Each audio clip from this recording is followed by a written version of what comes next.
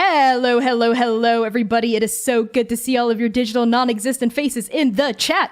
My name is Connie. My pronouns are they, he, and she. I will be your GM and your executive producer today for this very, very special one-shot featuring 3 incredible guest players who all use the hashtag shoot your BIMPOC shoot your shot day. So now they shot their shot, we're recognizing the shot that they shot, and now we're shooting it back at them, and it's just shots being fired everywhere. Welcome to the first ever shoot your one-shot game on Transplanar RPG. If you don't know what the heck this is, if you're like, what is this? Is this Transplanar's main campaign? Where am I? Who am I? Let me tell you what this is. Shoot Your One Shot is a series of one-shot RPG games featuring folks who used BIMPOC Shoot Your Shot at us, Transplanar RPG. But I have been talking too long. I need to pass along introductions to someone else before I tell you a little bit more about what you can expect here today. So I'm Connie. You can find me on Twitter, Itch, Patreon, etc. at by Connie Chong. With that out of the way, I'll pass along introductions to Lyra. Hello, everyone. My name's Lyra. I use they, she pronouns. You can find me... I'm the artistic director of Shout, Minnesota's trans and gender diverse voices, an all-trans, me-led choir based in the Twin Cities. Check us out on Facebook and Instagram at Shout Minnesota. I also stream here on Twitch, extremely sporadically, and not at all this week because it's Hell Week for a musical that I'm in. But you can find me on Twitch. Go throw me a follow. We're not actually speedrunning affiliate. Erica just likes to say that. But I stream at Rika Honda. That's Rika, and then Honda like the car company. And I'll pass introductions on to Dusty. Hi, I'm Dusty. I use he, they pronouns. You can find me on Twitter at Dusty Hill. You could also find me producing on running season stories at season stories, all BIMPOC, incredibly queer podcast that usually focuses on non-Eurocentric stories. You could also find me on coming soon on Build Your Own Mech, a Lancer actual play podcast where I play a smooth talking disaster of a queer person, as well as on Mamagiri, where I play queer fashion disaster student that realizes that fashion degree is actually real and is just coming to terms with it. Let's pass it on to Aki. I was just about to type in chat. You're not wrong about the fear part. Hi, I'm Aki. My pronouns are she, her, and I'm a TTRPG content creator. You can find me at Akinomi_, which I think is down there. And that's where I'm most active on Twitter. You can also find me as an active player, co-producer, and artist on Goblins and Gays, which is a Pathfinder 2e actual play podcast, and I play Estrella over there. You can also find me on Animamagiri. Oh, wow, right? Same as Dusty, where I play as Laurel, standard closeted Gasian. And my new project, which is at Well Seasoned Stories. Whoa, Dusty. Basically, he's just going to steal what he said over there. It's upcoming all-BIMPOC and incredibly queer podcast network exploring stories from non-Eurocentric legends. I don't think I'm allowed to say the other one that I'm on just yet. But maybe keep an eye out for certain bird products and bird products. And I think that's it. I think that's it for now. Awesome. And of course, last but not least, Mitzi. Tell us who you are and what you're all about. So hello, I am Mitzi, also known as Pukipeku here on Twitch and on Twitter. My pronouns are they, she. I am a Filipino trans non-binary variety streamer on Twitch, and I yell a lot on Twitter. And I play solo tabletop role-playing games on my channel and video games. And we also have a podcast called Sinigang, where a guest and I, it's usually my partner, we watch a Filipino film together during a watch party, and we talk about it on stream. And and I think I have allowed myself to announce this. I'm also going to be running a birthday charity stream this August 8 to 14. And it's just going to be a bunch of TTRPG one-shots and co-op video games. So I'll be announcing that on my Twitter sometime today. Today for US time zones, at least. Fantastic. Look at this amazing, talented roster of QTPOC that we've got up here. Never say diversity is hard to find because we're right here. Y'all just aren't putting enough work to find us. Pay us. Speaking of which, we are collecting donations for the entire run of Shoot Your One Shot to help pay ourselves and our incredible guests an even split. We have a goal of $1,000 through August 4th, so I know we've got a little less than a month to hit that goal. So help us hit that goal by donating today. If every one shot, because there's 4 of them, collects $250, then we will be well on our way there. And we're 10% of the way to our $250 goal already with a $25 donation from Pi Sharp earlier. Thank you so much for doing that. If you have the means, and the desire, please donate. Do that by using !donate in chat, and go follow Dusty, Aki, Mitzi, Lyra, and myself on our various social media channels by using !MOKU to get our Twitter handles. And with that out of the way, let's talk about this session. Some content warnings for this particular episode, because this is a high seas adventure, include deep oceans, storms, leviathans/eldritch beings, tentacles, snakes, fantasy violence, and cutting off limbs, as well as references to limbs having been cut off. As a reminder, you can access a list of these content warnings at any time from the safety of your own home using !CW in chat. Please don't feel embarrassed about using it. We encourage you to do this, and if you have to step away for any reason at any time, please do so. My beautiful, wonderful cast, am I missing anything, or can we hop right in? I'm ready. All right, let's do this. Good. Let's fight the ocean. Okay. The year is 405 AT, 405 years after the Great Treaty that unified the 8 nations and established that no war would be waged within their borders.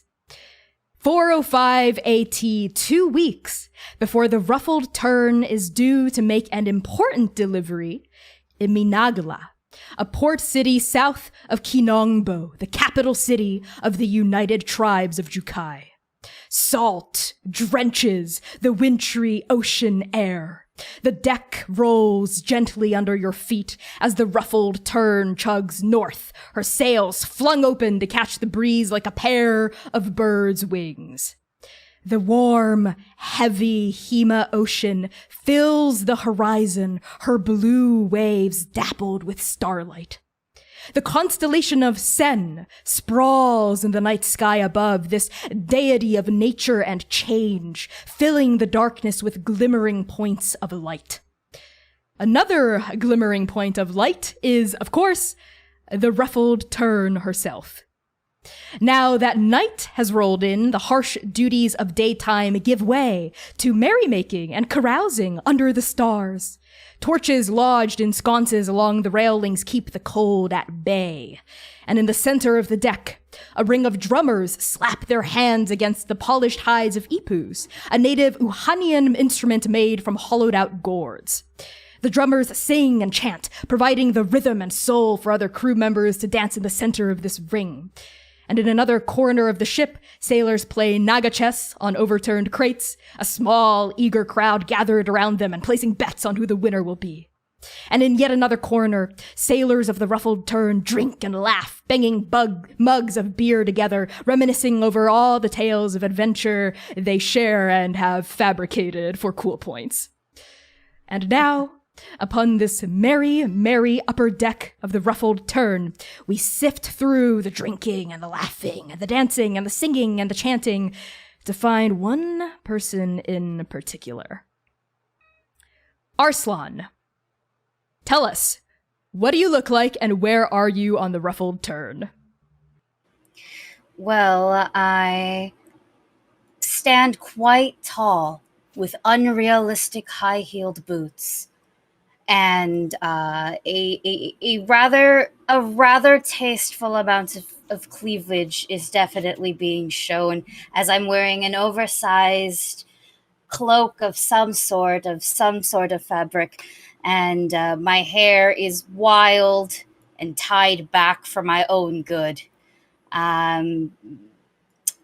And my eyes definitely look a little too bright for the stars as I look out dramatically over the ship's railing. Yeah, that's a part of a boat.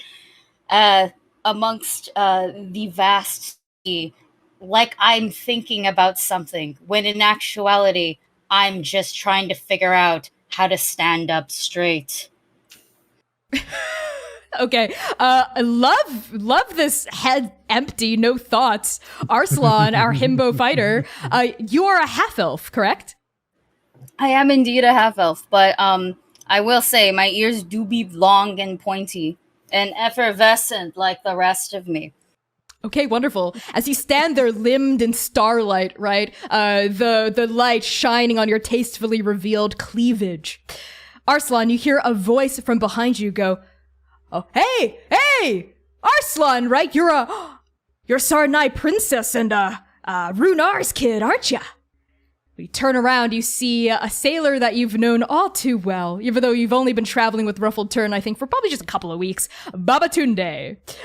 Very charismatic, very popular sailor on the Ruffled Tern, and he's got like a group of lackeys with him, but they're all looking at you with these wide eyes, and they all look really excited. They're crowding around you like drinking, like sipping at their beer and like nursing their coffees, right? And Babatunde strides up to you. He's a dark-skinned man, very handsome, with this like really dope fade on the side. And he just goes, tell us, what's it like being a kid of these two amazing adventurers?"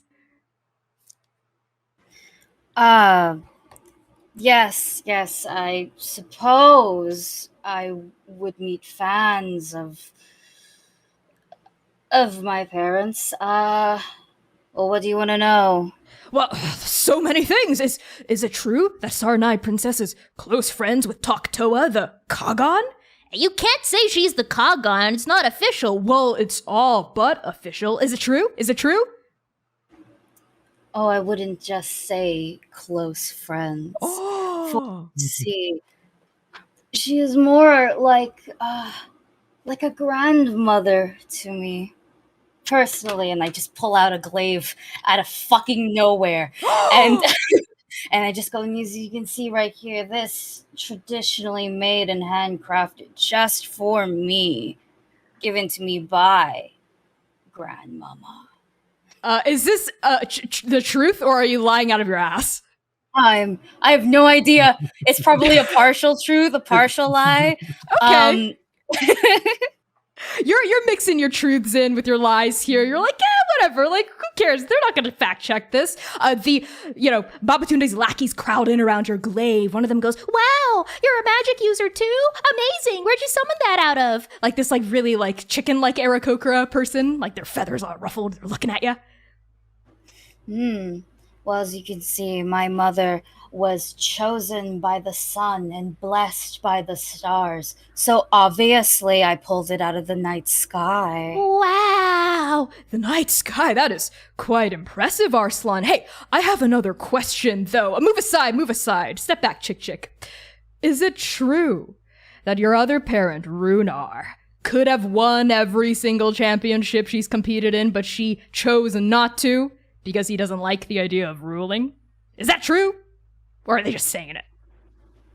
Well, it's hard to tell with that one. I've heard too many tales of their brilliance. So, I don't know. I think perhaps this year they were just simply holding back.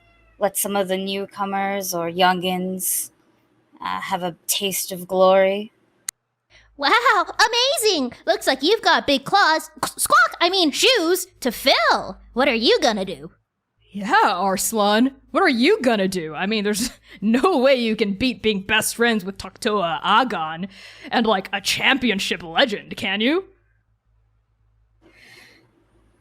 Oh, surely there is much left in this world for me to do. What it is, well, I'm not sure yet. I'm simply just passing by, so many unworthy things of my time, Uh-huh. And on this like crowd of onlookers, their faces all sort of drop as they look extremely unimpressed by what you just said. We're gonna pan across the crowd of you like trying to keep your bluster up to Mezca. What do you look like and where are you on the Ruffled Tern? Mezca is, they have a very darker blue skin and they are a water genasi with kind of like short wavy hair that looks like it's always being ruffled by wind even when it's not as windy. They're wearing just like, I would say the equivalent of like a tank top, and not like short shorts but not like long shorts, enough where you could see that their right leg has been replaced with a wooden leg that has carved lightning and vines all over it, and you can actually find them probably like 10 to 15 feet up, clutching like one of those, like those giant nets / rope ladders are on the sides of the ship. They're just on there clinging on and just enjoying being able to look at the sea in the night and enjoying the salt water in the air hitting them. Reveling is something that they haven't been able to see in a long time. I love that. This feeling of freedom, right? Like ruffling through your hair. Like you just look out over this windswept ocean, right? With like the star dappled light, like rippling along like the white tipped caps of the waves in the distance. You hear like the rushing of water all around you. You smell salt water in your nose and you just feel free in this moment, Mezca. Free of, you know, all the people on the deck who I think have been asking you incessant questions about like your backstory ever since you signed on to like work here for a little bit, right? But your freedom doesn't last for very long as you feel the shroud, which is what the name of this big net thing is called. I learned that from Lyra. As you feel the shroud tightened, right? And it begins to like ripple a little bit as a figure starts like climbing his way up it. And before you even like look down, his voice greets you and you know who this is. Hey, Mezca, hey, psst, hey, Mezca, there you are. Hey, Mezca. It's Zupa, a kobold sailor who, ever since you started working on the Ruffled Tern as a deckhand, has literally not left you alone. Like a barnacle. Like he's like glommed onto your side and thinks you're so cool. Hey, Mezca, psst, hey, Mezca. Hey, Zupa. I would say good to see you again, but it's been like 5 minutes. 5 minutes is too long. Why are you up here? Is it to get away from me? No, not from you. Just you know, I feel that sometimes the ocean is a better friend than people are. Wow. And Zupa reaches into his breast pocket and like writes that down. Like he takes out a notebook and like writes that down and then he like stuffs it back into his breast pocket. The ocean is okay. I'm gonna hang on to that one. Hey. Are you finally gonna tell me how you got that? And he gestures toward your wooden limb. Would you like to describe it for us? Yeah. So like I said, it's a wooden leg. It's from about the knee down on the right leg. And it's almost as if it's carved out of driftwood. It is dark and aged. There seems to be some kind of like holes nicked out from age, not just carved, but like I said, there is carvings on it of like, looks like lightning all over. If you look at it from far away, it just looks to seem to be a massive lines, but you could see that there's a jagged edges coming down, and towards around where the knee is, there's a ring of like vines coming down. And as Zupa asks about it, they look around and just realize that they're not gonna be able to get away from it this time, and just well, I'm sure you've heard of the championships in the ball, no? Oh my goodness, yes! My great-great-granddad competed in one of those. He never came back. Well, I almost didn't come back. Oh! Gasp! What an unexpected turn of events! You're from the championship? I went to the championship, the most recent one. I've lost track of time. But I was lucky to get away with it. I went in as confident as I could be. In fact, I think I got close to the end of it, and then this person with a stern look and a heavy trident got me down. Wait, hold on. Stern look, heavy trident, person. Atalanta cut you down? Yeah, you know, they couldn't have won if they weren't meaning it.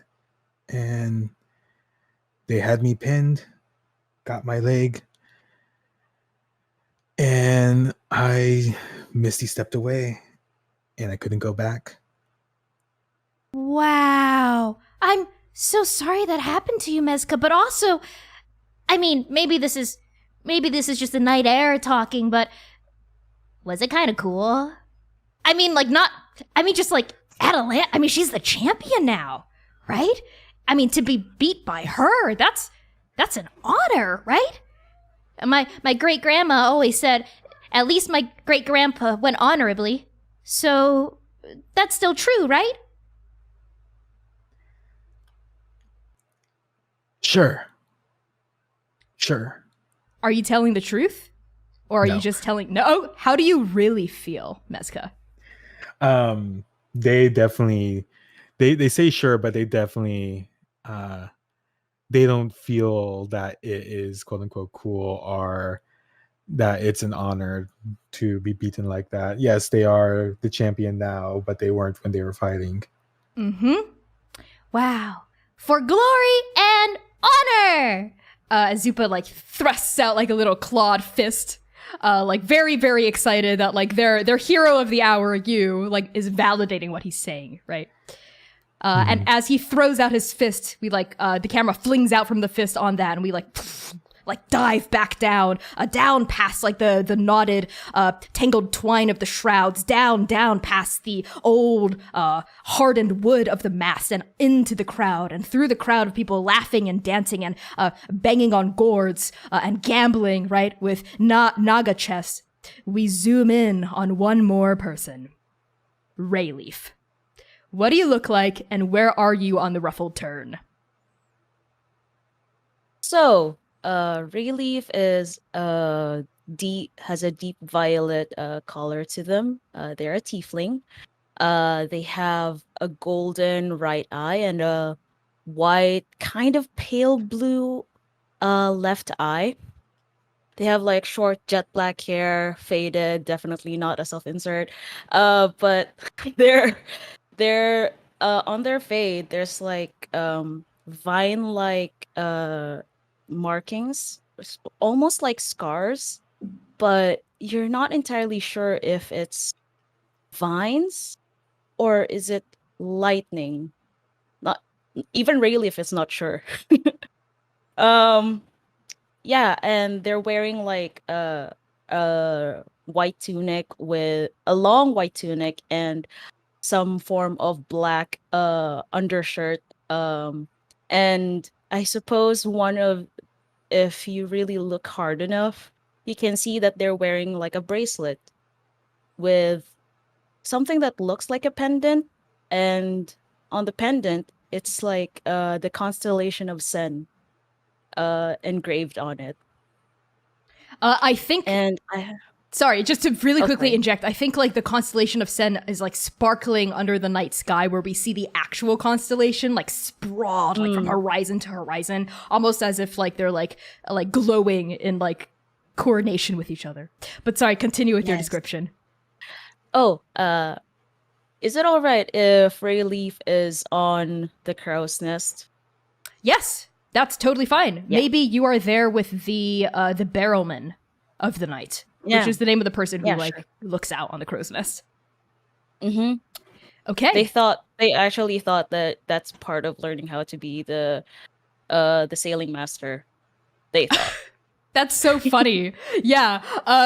It is. I don't think it is, but I love that that's what you thought. So I think, Rayleaf, you're up there, right? You're even higher up on the Ruffled Tern than Mezca is, right? So maybe instead of panning down, like we pan up, we like pan up the mast to the crow's nest where we see this tiefling, next to a kenku, right? Like an old, grizzled, gray-looking kenku, right? Who's got this like spyglass that they're like polishing up, and it's a tiny little crow's nest, right? There's like a torch and a sconce nearby, but like the wind is like buffeting it so hard that the torch is like gasping for life. Like it's almost like getting blown out every time like the ship charges forward. And this old kenku, right? You know them as Ike Ulu. Everyone calls them old bird Ulu, right? Has an eye patch on and like a jagged scar that like they never talk about like over their beak. And they're going over like how to be the barrelman as you're up there.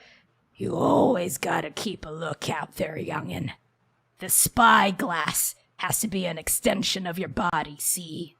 And old bird Ulu hands you the spyglass. Oh, thank you. Quick question. Will this spyglass, like learning how to use this, how does that actually help me map something? Because I think I had a misunderstanding. I think I misunderstood something along when I asked to come up here. You'll figure it out. I need a drink. And old bird Ulu slaps you on the back, maybe like with surprising strength, and you go a little bit. Yeah. They go, I'm gonna get myself some fire breath beer. You want anything, kid? If they have milk, that'd be nice. Oh my god. And old bird Ulu just flutters, like flaps into the air, then flutters down, leaving you alone for now in the crow's nest as you hold the heavy weight of this brass spyglass looking down on it. Rayleaf, I think a memory swims up, right, in your mind's eye as you're up there alone, right? The noise of the chanting and the dancing and the music and the merrymaking, like just a distance, so far beneath you. What is the name of your parent who has now become head of household? Oh, dang. I just need a name. Okay. I think their name would be Balatik. Balatik. Okay. Pronouns? Yeah. Still they, them. They, them. Okay, wonderful. Thank you. Balatik, who, as I mentioned earlier, is now head of House Dasalan of the Aswang tribe, right, in Jukai, disapproved of your decision to leave on your, what they called, stupid, inconsequential quest. What, a vision? Dreams? This is nothing. This is nonsense. Blatik had sort of said, you flash back to your humble, right, like forest home, where you live in this, like, essentially the equivalent of like a 1-bedroom, right? Just the 3 of you, but you're all like grown up now. It's you, Blatik, and your other parent, right? And Blatik is like pacing angrily in front of you. I mean, I think this is the night. I think this is the night you leave, right? And on that night, you and Blatik argued fiercely, right? Before you decided to depart because you knew what your destiny was. What was the last thing Blatik said to you?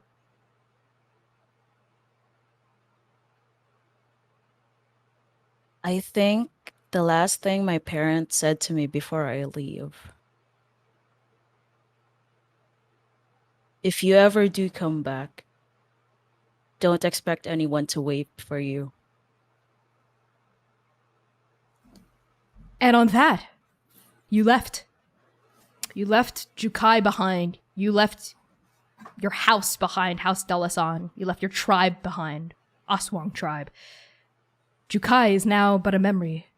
And now you're sailing back toward it, even though it's been many long months since you departed forever. Your other parent, what's their name? Inahan.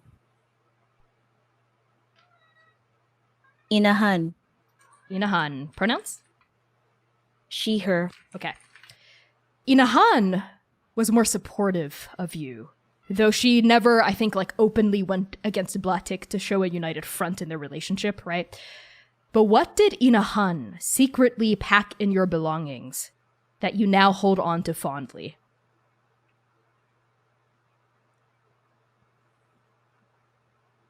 I think it's their you know that I think they call it a binky in English. Is that it? Like a binky, like a small blanket that they use for Yeah. babies? Yeah. Is it like your They childhood pack- binky? Yeah. It's hand woven, so its texture is not like cotton, but it's also not stiff, and it's multicolored, like shades of red, purple, blue, yellow, white. It's multicolored, and there's like something embroidered on the corner is the first three names Rayleaf went by before they left the the the Aswang tribe. So wait, let me get this real quick. So the first three names that they went by is Adlaw, which means day, Bagong, which is new, and Panatag, which means assured. I love that. It's embroidered on the binky, right? Mm-hmm. Is that like, and then we like zoom back into reality, back into the present where you're up there in the crow's nest. Is that what you're now holding in your hands now that you have this moment of like aloneness, right? No one's bothering you. No one's there to make fun of you. No one's there to tell you what you have to do. Scrub the decks, do this, do that, right? But you're up there alone. How are you spending this alone time thinking about these memories? I feel the urge to grab the binky and do the same thing over and over, sniff it as if Inahan's scent is still on it. And if someone sees the binky now, it is also now embroidered with the last two names, and the current, including the current name that Rayleaf goes by. But it's in a different it's kind of like in weird, not weird, in messy penmanship, if you will, because Rayleaf did that on their own instead of Inahan. But instead of like grabbing onto it, they just extend the spyglass and then look for the brightest star on the constellation of Sen. And in a cliche way, they're like, is my mother also seeing the same star as I am? Oh, I love that. And on you, like using the spyglass to look up, right, at that star. We now pull down onto the decks for our fourth and final hero of the night. Mania Wairua. What do you look like and where are you on the Ruffled Tern? Oh, we know her. We love her. A few inches under 7.5 feet tall, since it's been it's a few years before the start of the actual campaign. Mania is sitting on a large crate. She has a long, dark brown coat that reaches almost to the floor. Underneath, there's like a pale brown shirt with long sleeves. She has fingerless gloves, and her hair is flying free, actually. She doesn't have it tied up right now, and it is long. It goes down to the middle of her back in these long, beautiful black braids with golden rings and trinkets all tied up inside of it. Her pants are tucked into her very long boots in very relatively nice condition, and she has both of them. Not one of them has sunk into the mud of the court.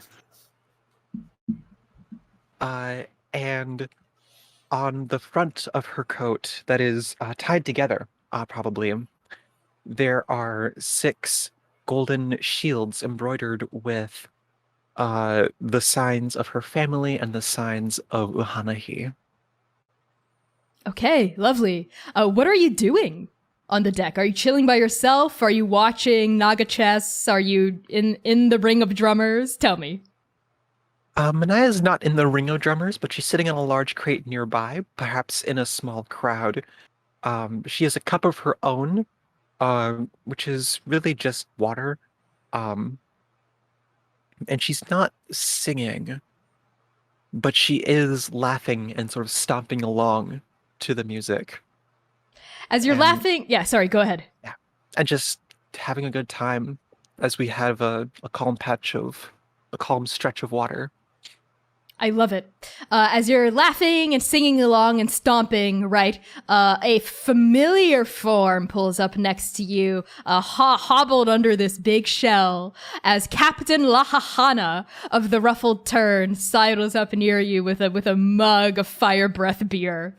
This old turtle woman gives you a hearty wink, says, "Enjoying yourself, Mania?"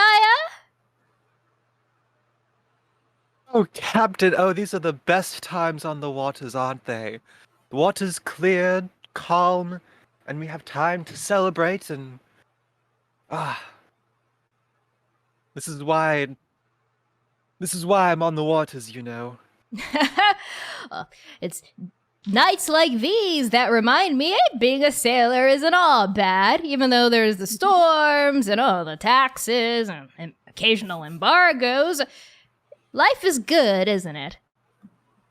Well, if anything does happen, that's why you hired me, Captain? That is true. That is true. Speaking of which, And where's your axe? Uh, Do you have it on you, or did you leave it in your quarters? it's next to me, Okay. like maybe leaning against the crate on the other side, Mm-hmm. from Lahahana. But it's not at the ready at all. speaking of which, I saw you sharpening that fella the other day. Say, have you come up with a name for it yet? Your mother had a name for her axe. Not quite. I'm waiting for the right time. It'll come to you, like it came to her. I remember Kahealani telling me, a dream, a vision, da-da-da. Well, her voice was a lot lower and a lot cooler. It was more like a dream, a vision. It came to me. But I can't really do her voice that well. Well, if we ever stop by too long, I'll be sure to keep track of my dreams. Oh, yes, yes. Though, I'm going to change the subject very suddenly now, but please lean in. And Captain Lahahana leans in kind of conspiratorially. Oh, We've had a couple of new additions to our crew in past months, weeks, and days. And with each time frame, her eye flickers up to the crow's nest, then the shroud, and then to the railing where an even larger crowd has gathered, I think, around Arslan the last time we left him. What do you think of these new crewmates? You know I value your opinion. What about that one? And she jerks her head up to the crow's nest, where you can see just the tiniest little bit of Rayleaf's horns.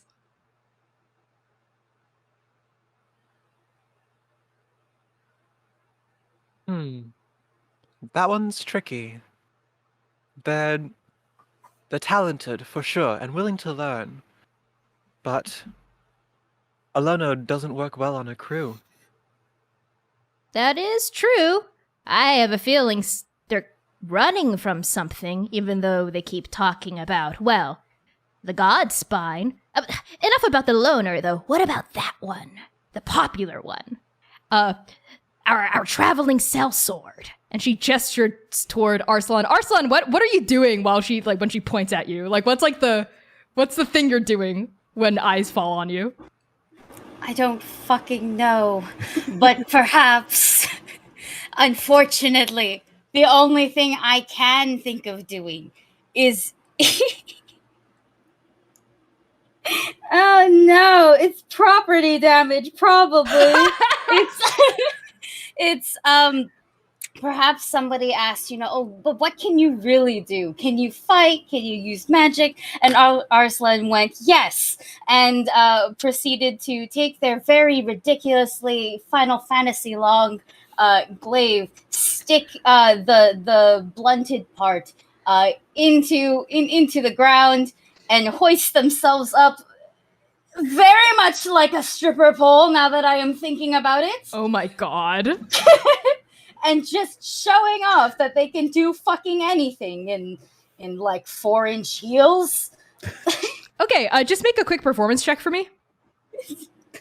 Could it be acrobatics or athletics? Yeah, why don't you make a Make a dexterity performance check. So use your base dex score and add your performance proficiency if you have it.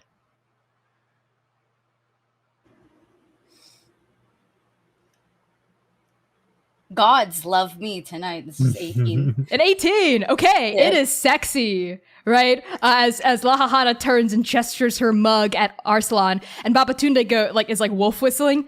Ah, well, he's in good company. What do you think of that one? We've had show-offs before, and he was right there glaring at them. Show-offs, well, they learn their place rather quickly. Remember Babatunde when he first came on board? Oh, Oh, yes. he couldn't tell. He couldn't tell a left from a right shroud if it was tied at the gunwale. Oh, yes, words I definitely know because I am a captain of this ship. She laughs and like takes a big like sip of her out of her mug. Says, and of course, there's that one, the Enigma. Very hard working, but I feel like they're hiding something. And she looks up at the shroud where Mezca is fending off Zupa's questions. What do you think of the Ganassi? Strong connection to Wharton. Talented, gifted, you might say. With some time, I think they'd be a good addition to the crew. I agree. There's just something so sad about the way they look sometimes, I think, when they think no one's watching. But Captain Lahahana's always watching. Yes, she is. And Captain Lahahana takes a sip of her beer. That's why I love you, Captain. We each have our secrets, and you might have figured out a few of them, but you never pry. Love it. So... Mezca. On the shroud as you are, Zupa turns to you, looks up at you after like making like a honor and duty. And then like Zupa looks back up at you and says, Hey, do you wanna come join the fun?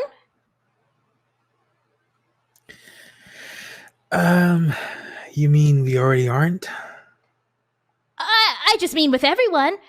I think you're amazing, and so does everyone, and I think we should share you with the crew. I mean, what I mean by that came out weird. I just wanted you to be friends with all my friends.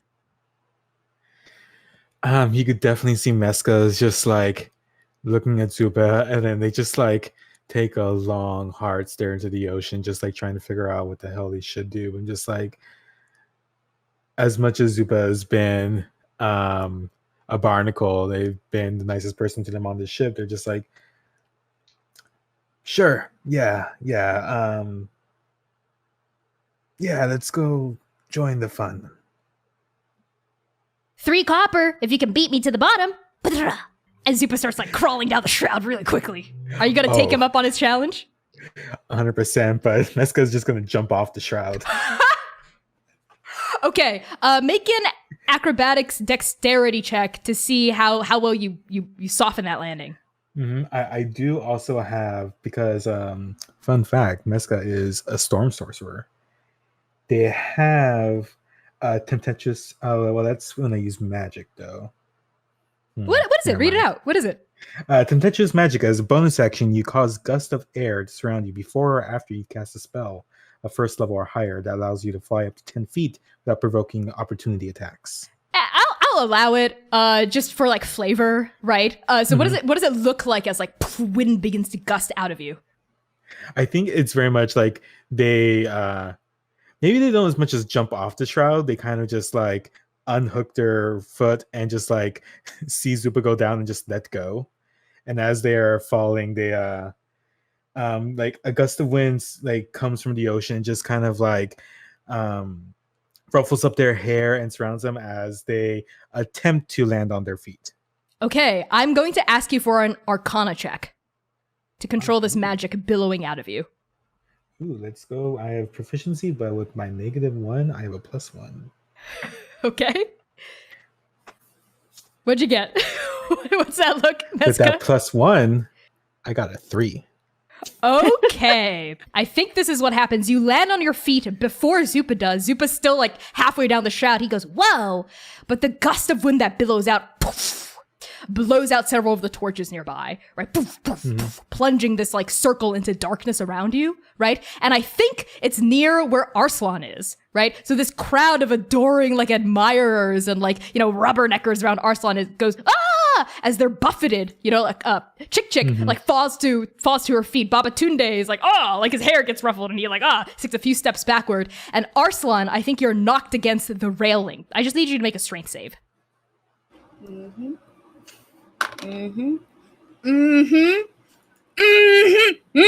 Okay, yeah, like 22. Nice.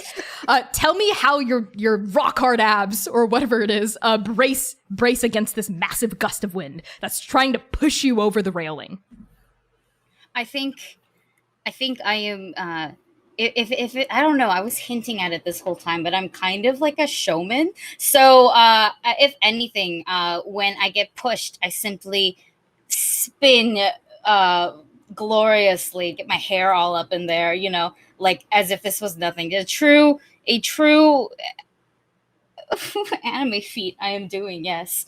And if I may, I would like to pick up the one who has fallen to their feet and just be like, "Are you all right?"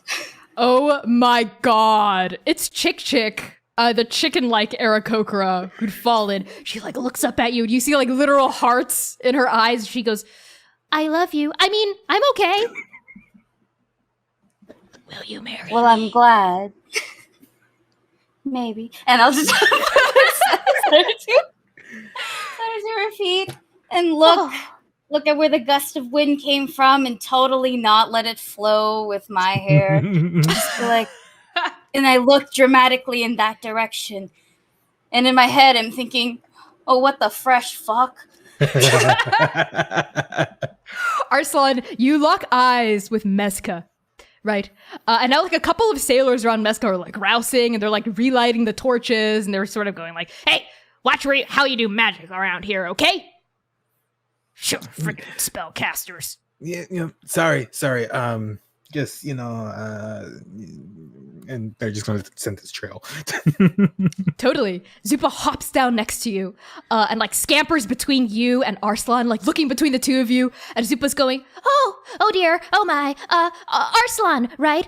Please don't blame Mezca. They're amazing. They didn't mean to do that. Are you okay?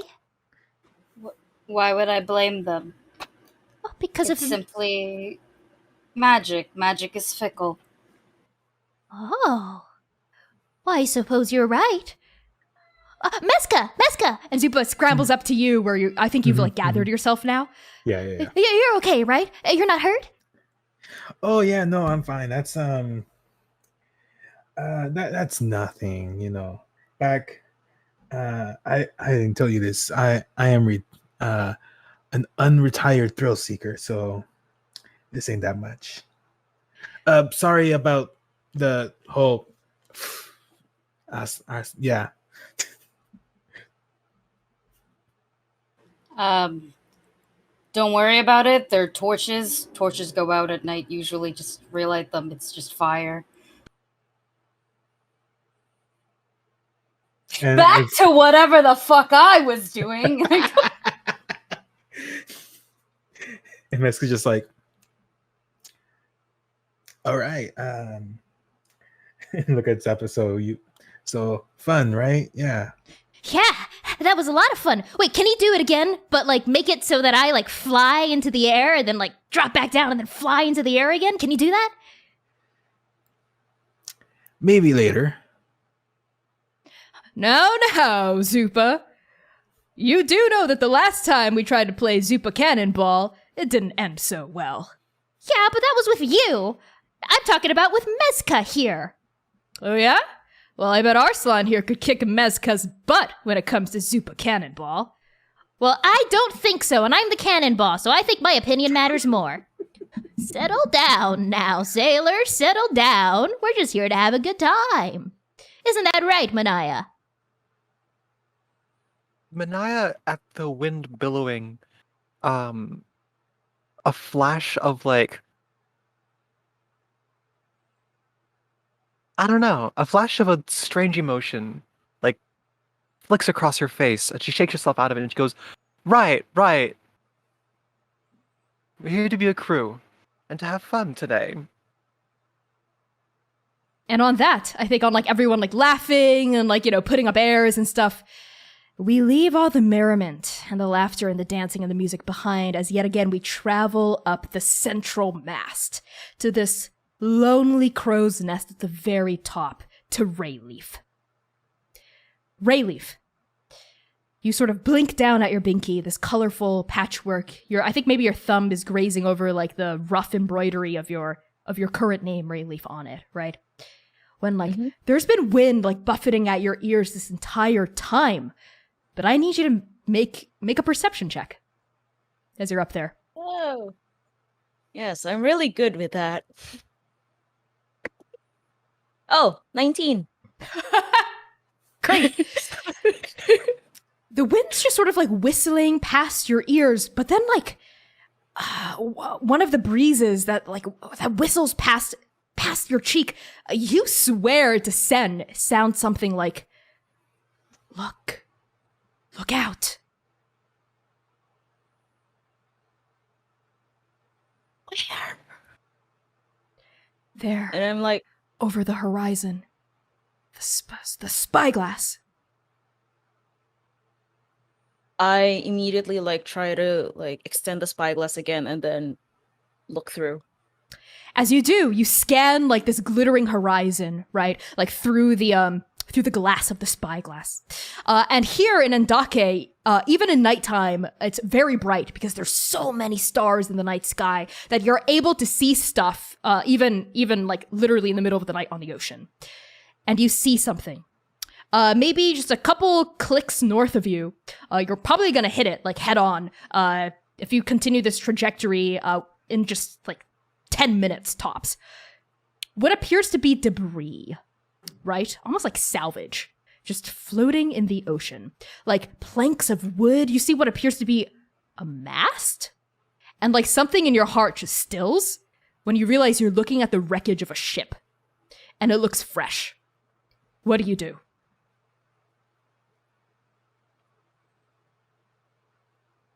Rayleaf sees that and scrambles to find the appropriate terms when seeing a wreckage. and all they can remember is there's a wreck. There's a wreck. Oh my god. Okay. Rayleaf, you shout that out, right? Just make a charisma check for me to see how well your voice carries over the winds. So it's just charisma modifier, right? Yeah, just a straight charisma. 13. Okay. I think what that means is the three of you hear it, but no one else. Right? Just like over like the noise of the drumming, like over like the flames crackling, over like the dancing and the shout, and the music. The three of you hear just a tiny bit of Rayleaf saying, and Rayleaf give us a taste.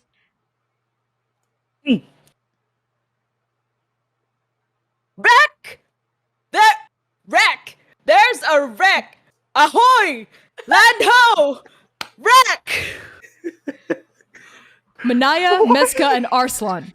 What do the three of you do? I didn't wreck anything. What? I'm not that much What? of a wreck. I think I look up, but I forget that there's a crow's nest, and I look at God, and I go, what? And God says, make a perception check. Oh my god. Okay,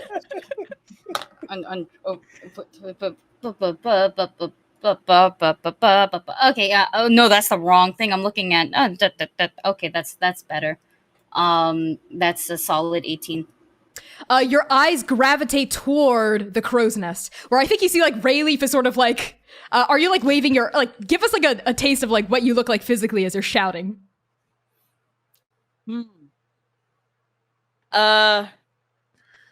Okay. So Rayleaf just like, I'm gonna need some space for this. Hold on. Rayleaf's like doing all this. Wreck! Wreck! Wreck! Ahoy! Arslan's just gonna really just go. Oh, there's a wreck. Apparently, like a what? What's the wreck? Wreck! Treasure? Maybe? Oh, like a treasure island? It's a good book. I think Mezca's just like, hey, Captain, apparently, and they're just gonna like point at Arslan, who is pointing at Rayleaf. Yeah, at this point, Mania's face just like hardens. She turns to the captain and goes, Captain? Yes, Mania. Everyone, stations! We have a wreck ahead. We must, as is our duty as per the peace treaty, assist in any survivors and tally the casualties. Now let's go! And just Right, like you heard the captain?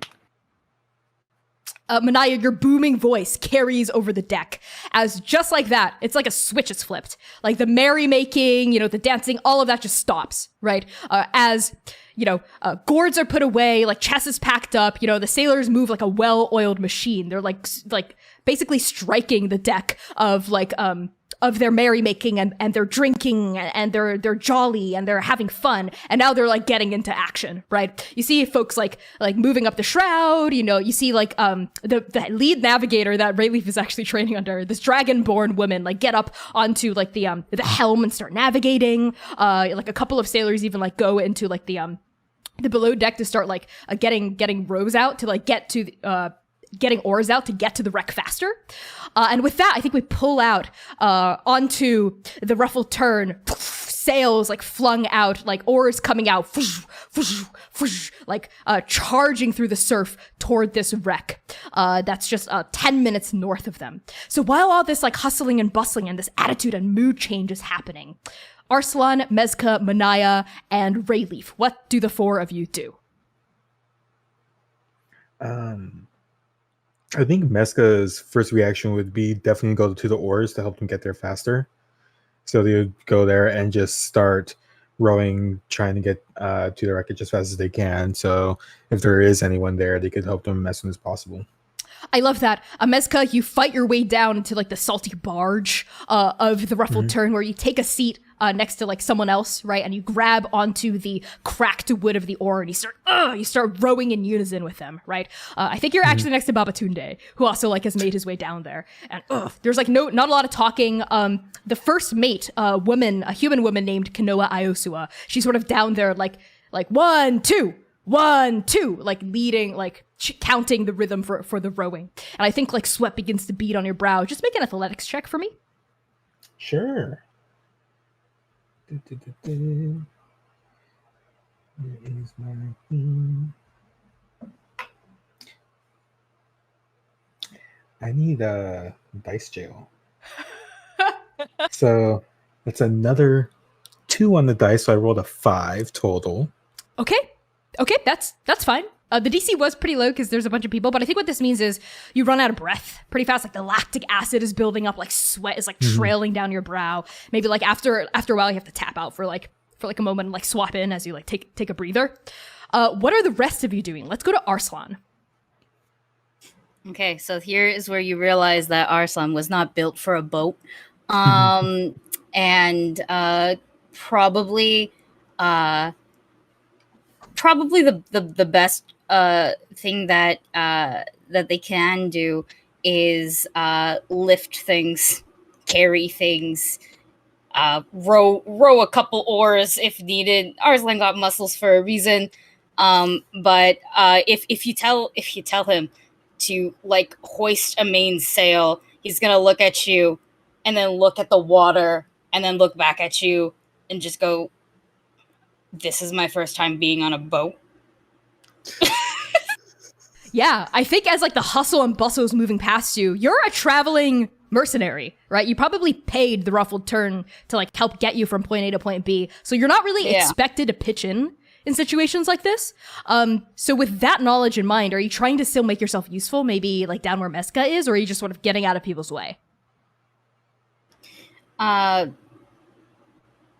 out of people's way for sure. But if it looks like if they go, big guy, we need you to lift this, I'm definitely doing that. If not, I'm making myself small, even though I made myself gigantic like 5 minutes ago. I'll make myself very small and out of the way. Okay, I think we're gonna freeze frame on where you are, Arslan, and quickly like go back down to Mezca. As the lactic acid starts building up in your muscles, tell me, do you want to try to push through this despite your low roll, or are you gonna like take a breather, even though other people are gonna like look at you as more of like a, more of a wimp? Mezca is definitely going to try to push through it as much as I can. Okay. Honestly. Okay, so what that means is you're gonna have to take a level of exhaustion until you get the chance to rest your muscles if you push through. Okay. I'll do Okay, that. so take that level of exhaustion. That means disadvantage on all ability checks until you take a proper break, which I'm not gonna rule as like a short rest because that's like a whole hour. But like we'll cross that bridge when it gets there. So like you can feel like your muscles starting to reach muscular failure, but you're pushing through it, right? So I think we cut back to the freeze frame on Arslan, right? And people just sort of let you be. No one calls for your help. Like, sailors know what they're doing. They're just rushing around you. Like, one of them, like a big, like, burly minotaur, like, woman, even says, like, hey, get out of the way! As she's, like, barreling through with, like, a crate in her hands. And now let's go to Rayleaf. Rayleaf, what do you do as the ship gets closer and closer to the debris you spotted? By this time, Mezca's already gone to the barge, right? Like to the oars, and so Rayleaf probably doesn't think that they could join to help. So they just go down to the what do you call this? They go down the crow's nest, and then they look for the captain and ask, what can I do? Is there anything I can help with?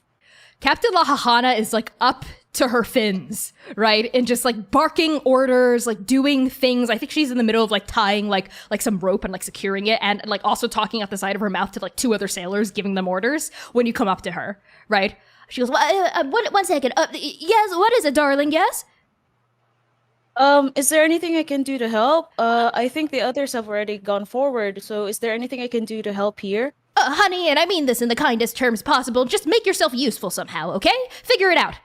All right, Babatunde, no, come back over here. I need you on the torches.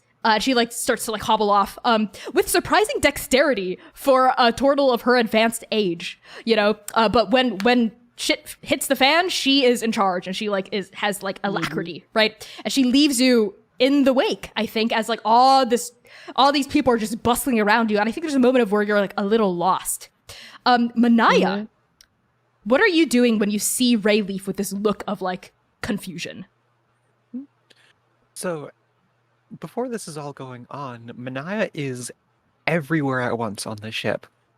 She's got her axe ready, and she's using it to the fullest extent that it was made for, navigating the ship, barking orders, clapping, directing people. Right, beat to quarters, here we go. And I think at the same time that Rayleaf is coming down the mast, Mania is going up. Probably a lot faster as she reaches her axe up, pulls herself up, anchors herself there to get a good view of the wreckage and how far away we are from it. And shouting down coordinates and distances and times to the captain as she unlatches herself and bam, lands on the deck, looking around for the next thing. And she sees Rayleaf. And I think she walks up to you and says, looking for something to do? Yes, please. Give me your hand. Rayleaf offers their hand. Mania puts her hand on top of Rayleaf's like this, just to do a quick measurement, and says, right, halfway up the mast, see 12 rings of the rope up? I notice you on the crow's nest. Make your way up there and put out your hand like this with your thumb out. Put your thumb at where the wreckage. Put your thumb at where the front of the ship is, and every time we get to another section of your finger, yell down to the captain that we have another minute left until we get there. Oh, okay. Relief does their best to like stare at Mania in the eye, and it's not like they're trying to like be weird about it. They're more like, I am listening and I am putting this in my mind. I promise I won't forget the moment I get to the crow's nest. No, not the crow's nest. Halfway up, 12 rungs. Gotcha. And Rayleaf, you start to climb right back up that mast, right? Counting like 1, 2, 3, 4, like counting the rungs as you go up. Mania, I'm sure you're like busy. You're also like up to your elbows and you just go and you help the ship. So on that, Rayleaf, you're the one watching out at the wreckage yet again. You put your hand forward in like that L formation that Mania taught you, right? And whenever like the wreckage gets one knuckle closer, you shout down like 1 more minute, 3 more minutes, etc. to just down to the crew in general. And the crew shout back like, thank you 1 or like thank you 5, etc. to just acknowledge that they've heard it. Because a lot of like theater stuff actually comes from sailing. Okay, that's yeah. true. That's true. That's why they're called the crew in a theater, and that's why they need like. Anyway, I just know a lot about like theater history. I actually don't. That's one specific thing I know about it. Rayleaf, when you're about a minute out from the wreckage, right? You see movement in the water, but it's still at a minute out. It's still nighttime, even though it is bright. It's hard to tell what's creating the movement, but you see like the waves rippling. It's not just debris floating, right? What do you do?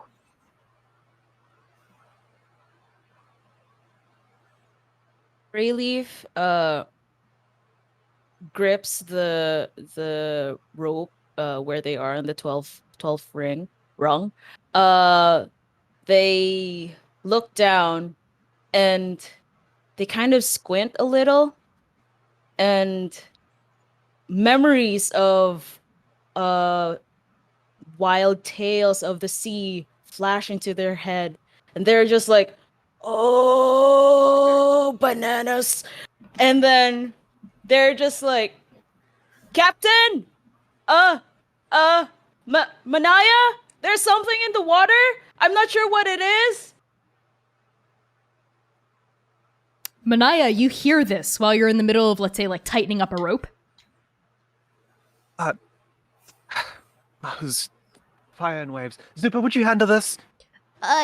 Yes, ma'am. And Zupa runs to the prow, right? And we follow Zupa, like his little like kobold feet, like skittering against, ducking and weaving with dexterousness. And he hops onto the prow, like runs up to like, it's like the end of like ships have like the pointy thing. He runs out to the end of the pointy thing and he stops there and he like preens, like arch forward like an Olympian diver, like his big bright eyes staring. And we see through Zupa, the rope. I need to... What? Mania's, like, You wanted to do this. Oh, sorry. I took your moment from you. Coming back. And Zupa turns and like skitters back down the prow and toward you. And takes the rope. Yeah. And as soon as the ropes are out of her hands, she's up the mast. Just, axe flying through the air. And I think she's on the same side of the mast that Rayleaf is. And maybe is just a little bit uncomfortably close, like right behind you, hanging off. Doing the same measurement, just to double check, and she goes, right, what do you see? Oh, you're right there. Something in the water. There's something. I swear I saw something ripple. It's not wreckage or anything. And then Rayleaf tries to point at an approximate direction. Mm-hmm. And as the ship continues to ford onward, Arslan, from where you are on the main deck, you can see bits of the wreckage now floating past you. You see like broken, what looks to be like it looks like driftwood, but it's like broken hunks of hull, right? And like even like a mast, you know, and like tattered, like soggy, wet sails and like ropes, or just like shattered crates and glass, you know, just remnants of a ship. And as the Ruffled Tern cuts through this desiccated corpse of what used to be another ship, you all see it now, the movement, what it is. A lone survivor is hanging on to like a drifting plank, you know, like drifting in and out of consciousness, right? A tiefling person with this like thick mop of like dark brown hair around their eyes. They're completely drenched. They look exhausted. They're barely hanging on to consciousness. And the movement was them trying to wave at the Ruffled Tern to like flag it down. And they're just in the middle of the ocean floating there. Here. And they look like they're about to pass out at any moment. Mania, Arslan, you're technically the closest. And Rayleaf, what do the three of you do? Okay. Do we have like a life preserver? You know, those little rings? Yeah, I think there are. I think there's just, they line the inside of the railing. Maybe there's one right next to where you are. Yeah, I think I'll grab that, definitely throw it out there, so that way I can hopefully just ring toss it on onto the survivor, and I'll just pull him back up. It totally, I'm so glad there's tack, because I really didn't want to harpoon the guy, so... You might literally kill them if you do that. Exactly, yeah, so just semi-soft is good. Make toss is good. Make an athletics check to toss the ring to your desired destination. 17. 17, that is more than sufficient. So you can either land the ring like around their body, which might like trap their arms by their side, or you can like toss it near them and hope they have enough strength to hold on as you pull them in. On a scale of 1 to 10, how like I'm gonna pass out now do they look? Like a 10. Like a 10? Oh, right, no, they don't need hands around. Yeah, the life preserver goes like sails through the air, right? Like the rope like whittling like a snake like through the atmosphere, and then it lands perfectly around them. They go as like the hard ring clatters around their body, and their arms are sort of like brought underneath it. But now you're able to like start reeling them in, right? Yeah, so Arslan, as I'm you start doing that. reeling. Yep. Other sailors come up next to you and they like help you like make the process like a lot faster, right? But by the time the life preserver and the survivor get to the base of the Ruffled Tern, they are like passed out, right? And just by the angle of their body slumped against the life preserver, that's how they're still like hanging on. But someone's gonna have to like get down. Like you can't pull them up because they might fall and then like start like falling into the water and drowning. So someone's gonna have to get down there and like grab them somehow. And I think at this point, news of what has happened has traveled down to those who are rowing. And the oars have been like pulled back in, you know, and all the rowers are starting to like go back up above deck. So Mezca, you come out along with everyone else on the upper deck to news of this survivor sort of trapped at the bottom of the base of the hull of the Ruffled Tern. What do the four of you do? Well, if I'm still the closest, I'll just be like, I got it, and I will descend down. How do I descend down? Property damage. I'm just gonna with not my glaive this time. I will just poof out once again in thin air. You tried it because I thought, you know, I have to have something water related. Why not a fork? So and I'll just start kind of, you know, Laura Crofting my way down there. Get the guy, make sure he's on, and just be like, okay, you guys help pull. I will sort of just stay here and help. They won't fall. Like a noodle. Okay, as you're Laura Crofting your way down there with your trident, Babatunde and several of the other sailors gathered nearby. You know, he goes, yes, Arslan, yes, this child of these amazing legendary adventurers saving the day, you know, and the other sailors are like clapping and cheering for you as you like take control of the action, right? So I need you under the pressure of everyone watching and chanting for you to save the day. So just make an athletics check, another one, to get down there and do all the things you wanted to do. 1 second. Instead of throwing it, instead of rolling it, I threw it at my boob, and then it pushed it back. So just I'll let wasn't you a roll. re-roll that. yeah, Re-roll the boob. I rolled a boob. I'm glad these are all athletic checks, by the way. So 19. You're welcome. Yeah, you are successful in what you're trying to do, and you're like helping. You're hanging on with like the trident, right, just off the edge of the Ruffled Tern, off the hull, and you're like pushing this like unconscious tiefling up, right, and like help to make sure they don't like fall as like the other sailors rein them in. Correct? Yeah. Okay. This tiefling is hauled over the edge of the railing, and they land in a soggy, wet thump. Right, just like on the deck, and they don't seem to be like breathing. It appears that some water has like gotten in them, and they're unconscious. So Mezca, Mania, and Rayleaf. I think Mania and Rayleaf, I'm assuming the two of you are getting down from the mast to like come over here and see what the hubbub's about. What do the three of you do as Zupa crouches nearby and says, "They're not breathing. What do we do, Captain Lahado? What do we do?" Mezca will try to go over and do CPR. Though, question. Yes. So I could assume that maybe they have like water in their lungs or something. Mhm. Could I use cantrip-shaped water to get the water out? That is really smart, and I think you can. So what does that look like? I think Mezca would like go down, see that they're like not breathing there, and they would kneel down and they would put their hand over their chest, and you could see that when they're moving it over, that you could see like lights, like not like lights, but maybe like lightning shooting through their arm as they concentrate, and slowly they reach it over to the neck and to the mouth, and there's just like this globule of water that as soon as it's out, they toss it back into the ocean. I really like that. Just to make sure you don't cause any unnecessary, unintended collateral damage while you do that, I need you to make a... What would be good here? An Arcana check, I guess, to like control your magic. I'll probably say Arcana, yeah. Yeah. Is this for the exhaustion, or is this something different? Exhaustion would apply here, yes. Okay. So with disadvantage. Okay. I'm gonna choose the not jail dice. Well, even with disadvantage, that is a 13. Okay, I'm going to call that a mixed success.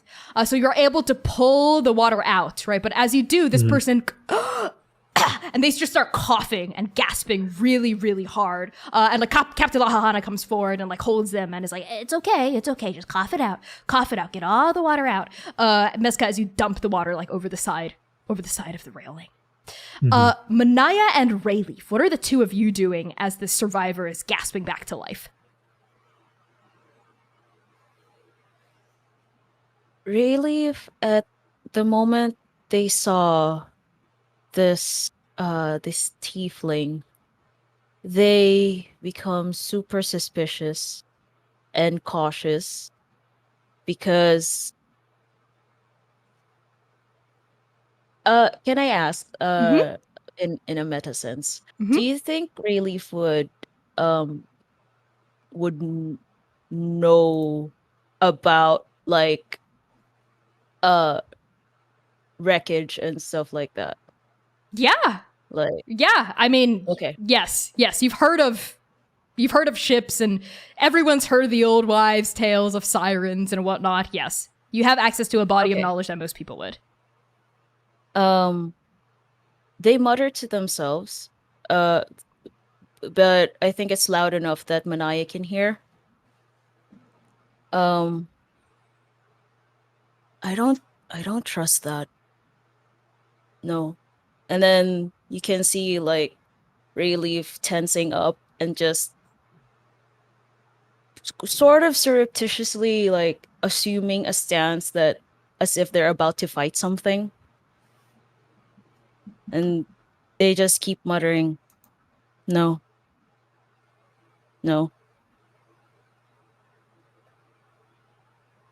Okay, Mania, how are you reacting to Rayleaf's sudden like paranoia? Yeah, at the crowd forming, I think Mania is more focused on getting people away, giving this tiefling some air. not trying to crowd around them, but at Rayleaf muttering, she's going to turn to them and say, hey, yes, hey, I know we shouldn't trust them and we'll take every precaution we can. But we assume the best in people, right? Relief. Yeah, Relief doesn't answer. They don't even nod. They just squint really hard. As this person starts to come into more consciousness, right? And I think the four of you are still like around, like looking, because Arslan, you can pull yourself over the railing if you want at this point, and like Mezca, you've probably pushed yourself to the front of the crowd if you want. This tiefling's just going, ugh, where am I? What is this? What's going on? Where is this? How do the four of you respond to this tiefling? The captain's here. I was going to let her take it, but... Yes, but y'all are the heroes of the story, so I want y'all to be able to, okay. in a meta sense, to be able to answer the questions if you want. I don't want to roleplay with myself. Mezca's just gonna like kind of get close. It's like, you probably have seen better days, I could assume. At least I hope so. Yeah, I have. Where's this? Is this the Sigirni? Is this still the Sigirni? And as they speak, you realize that their common is lightly accented in a Morosan fashion. Like, so from the north, the commune of Morose. Mm-hmm. And the Sigirni Sea is the northern sea. And y'all, I mean, last you checked, you were in the Hema, but you were about to enter the nebulous space where oceans meet, right? Where the Hema and the Sigirni meet. No, you're just a bit away from there. Right. We're on the sisters meet. This is the sisters meet? No, you must turn back, now! Now, before it's too late, now! Why? What's going on? This isn't good. Who's the captain? You have to turn this ship around. I'm the captain. What do you mean, turn this ship around? We're due for a shipment in 2 weeks. We can't turn around. What happened to your ship? A storm out of nowhere. A massive... It wasn't like any storm I'd ever seen before in my life. There was something about this that was magical. And then... I don't really remember, but then there was an attack. No one survived but me. I just held on to a piece of the wreckage. My name is Ditsa Jvat. I'm the quartermaster of the Alarm. We were on our way to Uhanahi from Morose, and we should have never done it. So many tales of the sisters meet being dangerous, where waters change without any warning at all. But please, we have to turn around. It's too dangerous to pass the meet.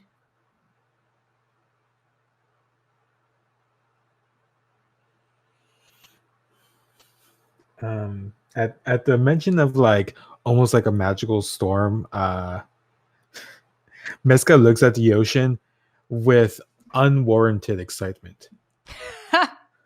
Mezca, as you look out over the ocean, I think right now the Ruffled Tern is like mostly like bobbing in place.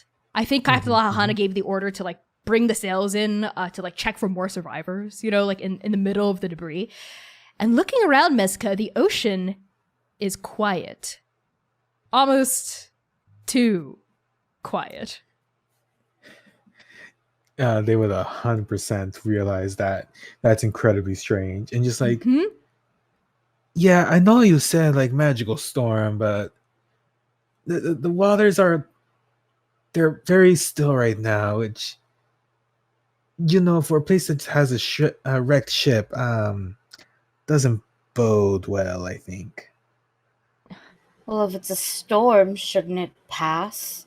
I'm saying this. Dripping wet. And moving my hair up a little bit, and I left my trident stuck in the ship, God. and so I will definitely summon it back like a swirl of of shooting stars back into my hand and just bring it down like I'm fucking Aquaman, and and just stand there and be hot for a second. Okay, this half-drowned tiefling whose entire crew was killed in this presumable wreckage looks up at you with hollow eyes as you're shining there, you know, like your abs and your like beautiful like cleavage glistening with like sweat and water. And they like immediately ignore you and they turn back to like Mezca. Good. They go, no, it was just like this when the alarm was destroyed. Our captain even commented about how favorable the weather was, and then everything turned. Please, you have to turn this ship around. Dietza, was it? Yes, Dietza. With all due respect, the Ruffled Tern has seen some of the worst storms Andake's seas could have ever thrown at her, and we've weathered every one. This is a Nuhan ship. It's built for the ocean. We'll make it through. So are Morozen ships. Maybe on that, Rayleaf, are you going to say anything, or are you still just looking at this person with a guarded expression? The moment they said something about a storm and the waters being too calm, Rayleaf kind of diverges from the people like surrounding, and they kind of like look towards the sky looking for any clouds, any sign of a storm. Two questions. Do they see any clouds or something? That's the first question. Do you want me to answer it first? Yes. Okay. As you look around, I won't even ask for a perception check. The skies are completely clear. It's odd how clear they are. At least there's like usually like at least a stray cloud or two in the sky, but there's nothing. You can see like the entire horizon of just stars, right? And, like not like a single errant breeze. There's like the air here is almost dead, right? So the sails would have a hard time catching wind if they were to be unfurled again. Okay. Second question. Is it possible that, well, I guess okay. I'm having my mind going. Okay. Is it possible that Rayleaf is there a time for Rayleaf to like meditate for a minute? Try to remember some form of like the feeling of having a connection with something that keeps visiting them with their dreams and with visions, and that's the reason why they left in the first place. Yeah, totally. Do you maybe just want to take a moment there to center yourself and maybe make a roll with your spellcasting modifier? Oh, okay. Hold on. What is that again? If you're trying to connect with your warlock side, it would be charisma. I think druid would be wisdom. Okay. Yes. That would be charisma indeed. 11. You can ask one question of the weave, and the weave will answer. Oh, okay. I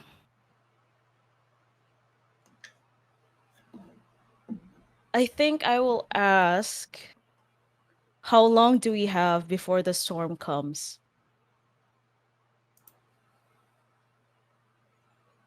And you feel just sort of like in your body, the answer surging, like a danger sense tingling, right? You don't have very long at all. Moments. Moments at most. Rayleaf knows they're gonna sound like they're being ridiculous, and that newbie who doesn't know what they're talking about, but they're gonna risk it anyway. They run back towards the crowd and they say, wait, what is the tiefling's pronouns again? Let's say they, them for Dietza. Oh, and maybe just to like backtrack just a little, like some flavor for like the weave answering. It's like a stray breeze that you have a feeling doesn't come from the ocean, but comes from elsewhere. Like tickles past your ear and you hear the same voice that you did in the crow's nest. Whisper, moments. You only have moments. Now. You must warn them now. And poof, the voice leaves you. So back to you, Rayleaf. Okay. Really runs back and they like grab people's shoulders, saying sorry at the same time because like they haven't asked for consent and touching their shoulders. I'm sorry, but also it's coming. They're right. There's a storm coming. Everyone, please prepare. Arslan, Mezca, Mania, how are you responding? Well, I guess I shouldn't prestidigitate myself dry anymore. So I am confused, and I will look to the others and see who does something first. Because once again, I've been on like 2 weeks. My first boat for 2 weeks. Mezca is gonna get again like the Simic summon and look at the ocean. They're gonna be just as excited and just like, well, we better get ready then, right? What about you, Mania? Sounds so happy. Mania looks to the captain for her approval of whether or not they should actually start getting ready for a storm. As you look at the captain, Captain Lahahana just says, someone get this survivor to safety. And she sort of like gets up as like, Babatunde and like someone else steps forward to like lift up this tiefling who's going, no, you have to turn around, please, turn around. But they're being like borne off like to like a medical ward, presumably. And you see Captain Lahahana's gaze turn to the barometer, which is the pressure sensor, right? And before a storm comes, the pressure drops, right? So she looks at it, and all of you see, like in unison, as that needle it was like up here, it was good, the readings were good, and then just out of nowhere, pew, the needle just like drops, like faster and farther, than any of you have witnessed before. This is some hell of a squall. And on that, and on Rayleaf shouting, Captain Lahana just says, storm!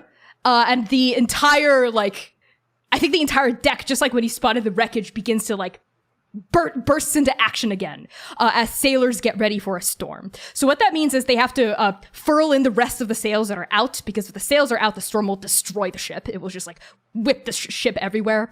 And also maybe pull the oars in if there are any left out, and just brace for a storm, basically, and hope for the best here in a situation like this. Or maybe if you have time before the storm pulls in, row your way out of there, get the hell out before the storm rolls in.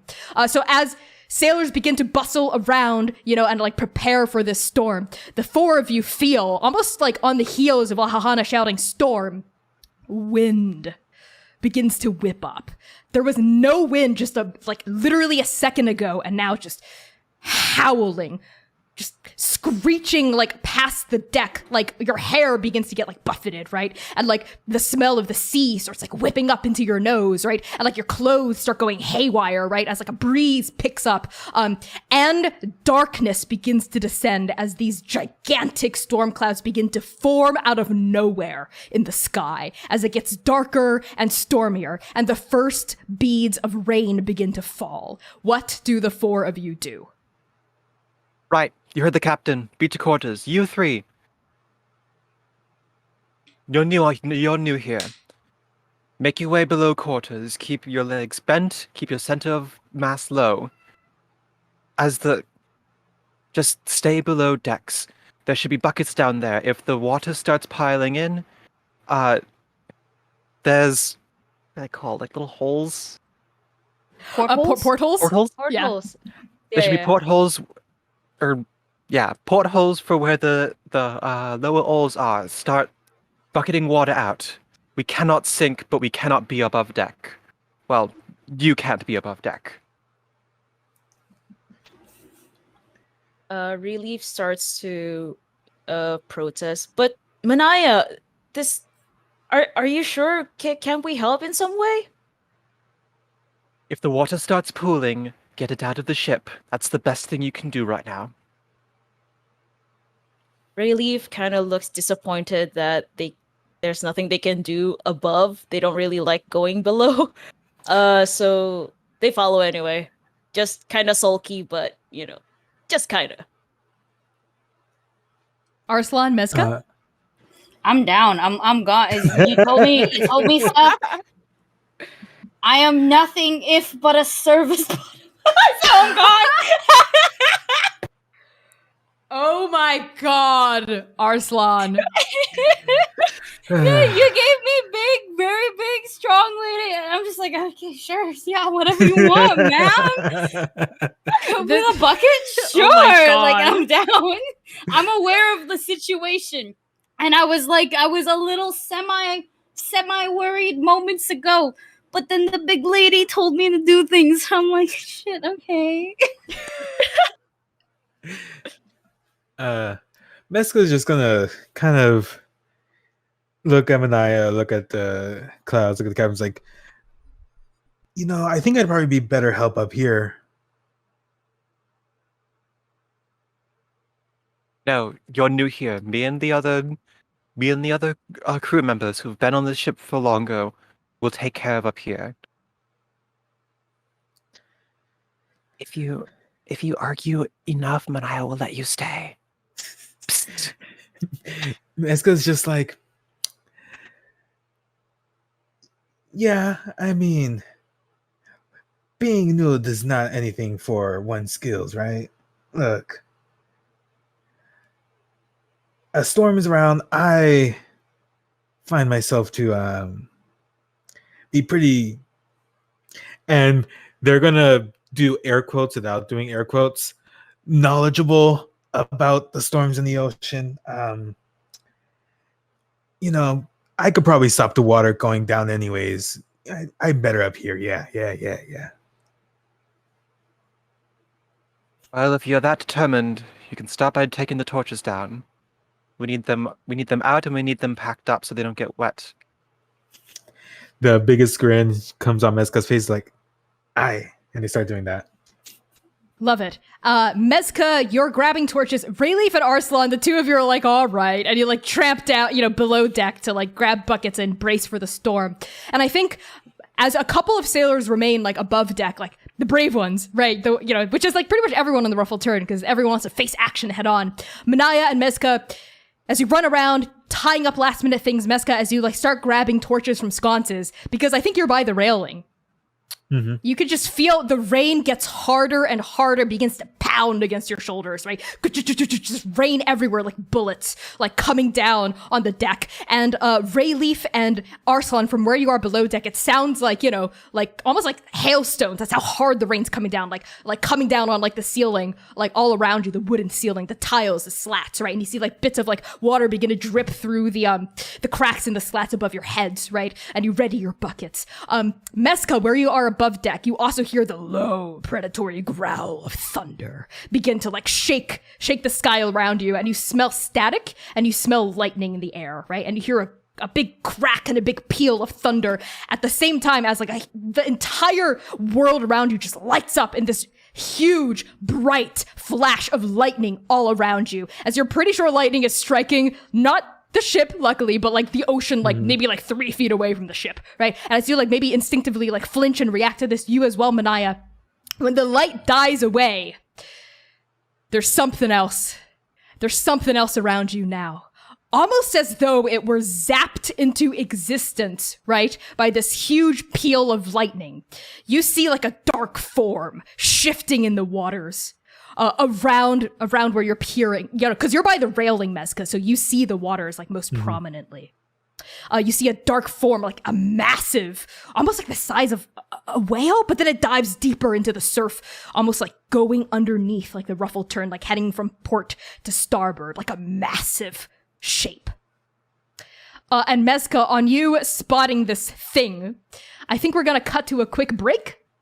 For our audience members and for our players. We will be back in 10 minutes for the second half of MOKU. Perhaps a storm monster fight, ? When we get to roll initiative. How exciting. Stay tuned for the rest of MOKU. We are at $110 out of our $250 donation goal for this session.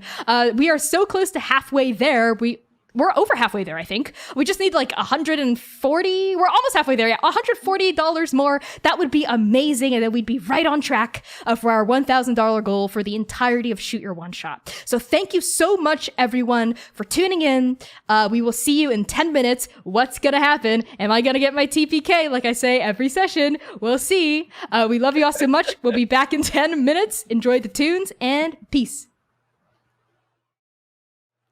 Hello, everybody. It is so good to see all of your digital non-existent faces yet again in the chat. Welcome back to MOKU, which is the first part of Shoot Your One Shot, a series of 4 one-shots set in Andake featuring QTPOC, who used hashtag BIMPOC Shoot Your Shot at us, Transplanar RPG, which is an all transgender, people of color-led, 100% homebrewed Dungeons & Dragons 5th edition live-streamed actual play campaign set in an original non-colonial anti-orientalist world. Content warnings for this particular episode include, let me just scroll back up to our content warnings.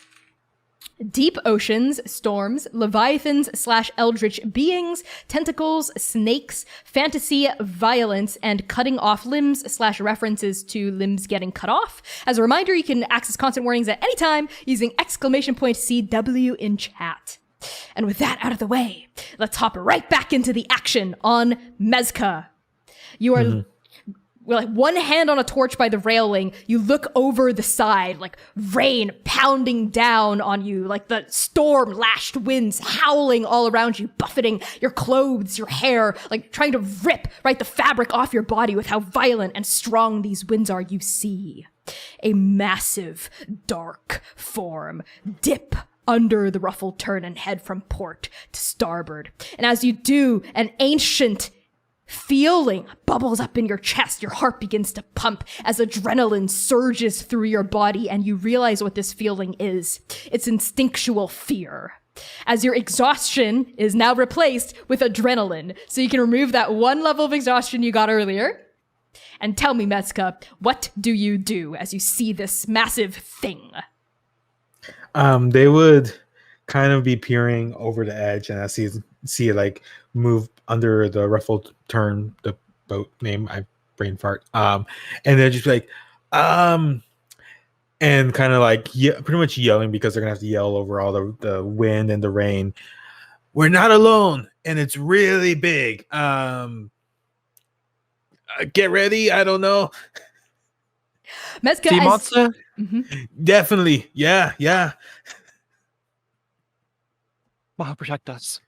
Mania's can actually book it for below decks and call back the best fighters that we have, which may or may not include Arslan and Rayleaf? Rayleaf. I'm like staring at your face, like trying to remember. Yeah. Okay. Mania, you book it for below deck, you stick your head under, and you bellow? What do you say? Sea monster attack. All of the best fighters. And that includes you two. Get back up on deck. We're gonna need you to defend the ship. The rest of you, make sure we don't go under. Rayleaf and Arslan, upon hearing this, what do you do? Yes, ma'am. And I go. You go down when Mania says it, you go back up when she says it too. You're like, fuck this bucket.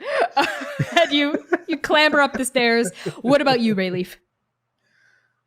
Rayleaf kind of feels like, oh, I'm a fighter? Yeah. And then because they were rushing to get up, they didn't realize the bucket that Arslan threw, and then it rolls on the floor.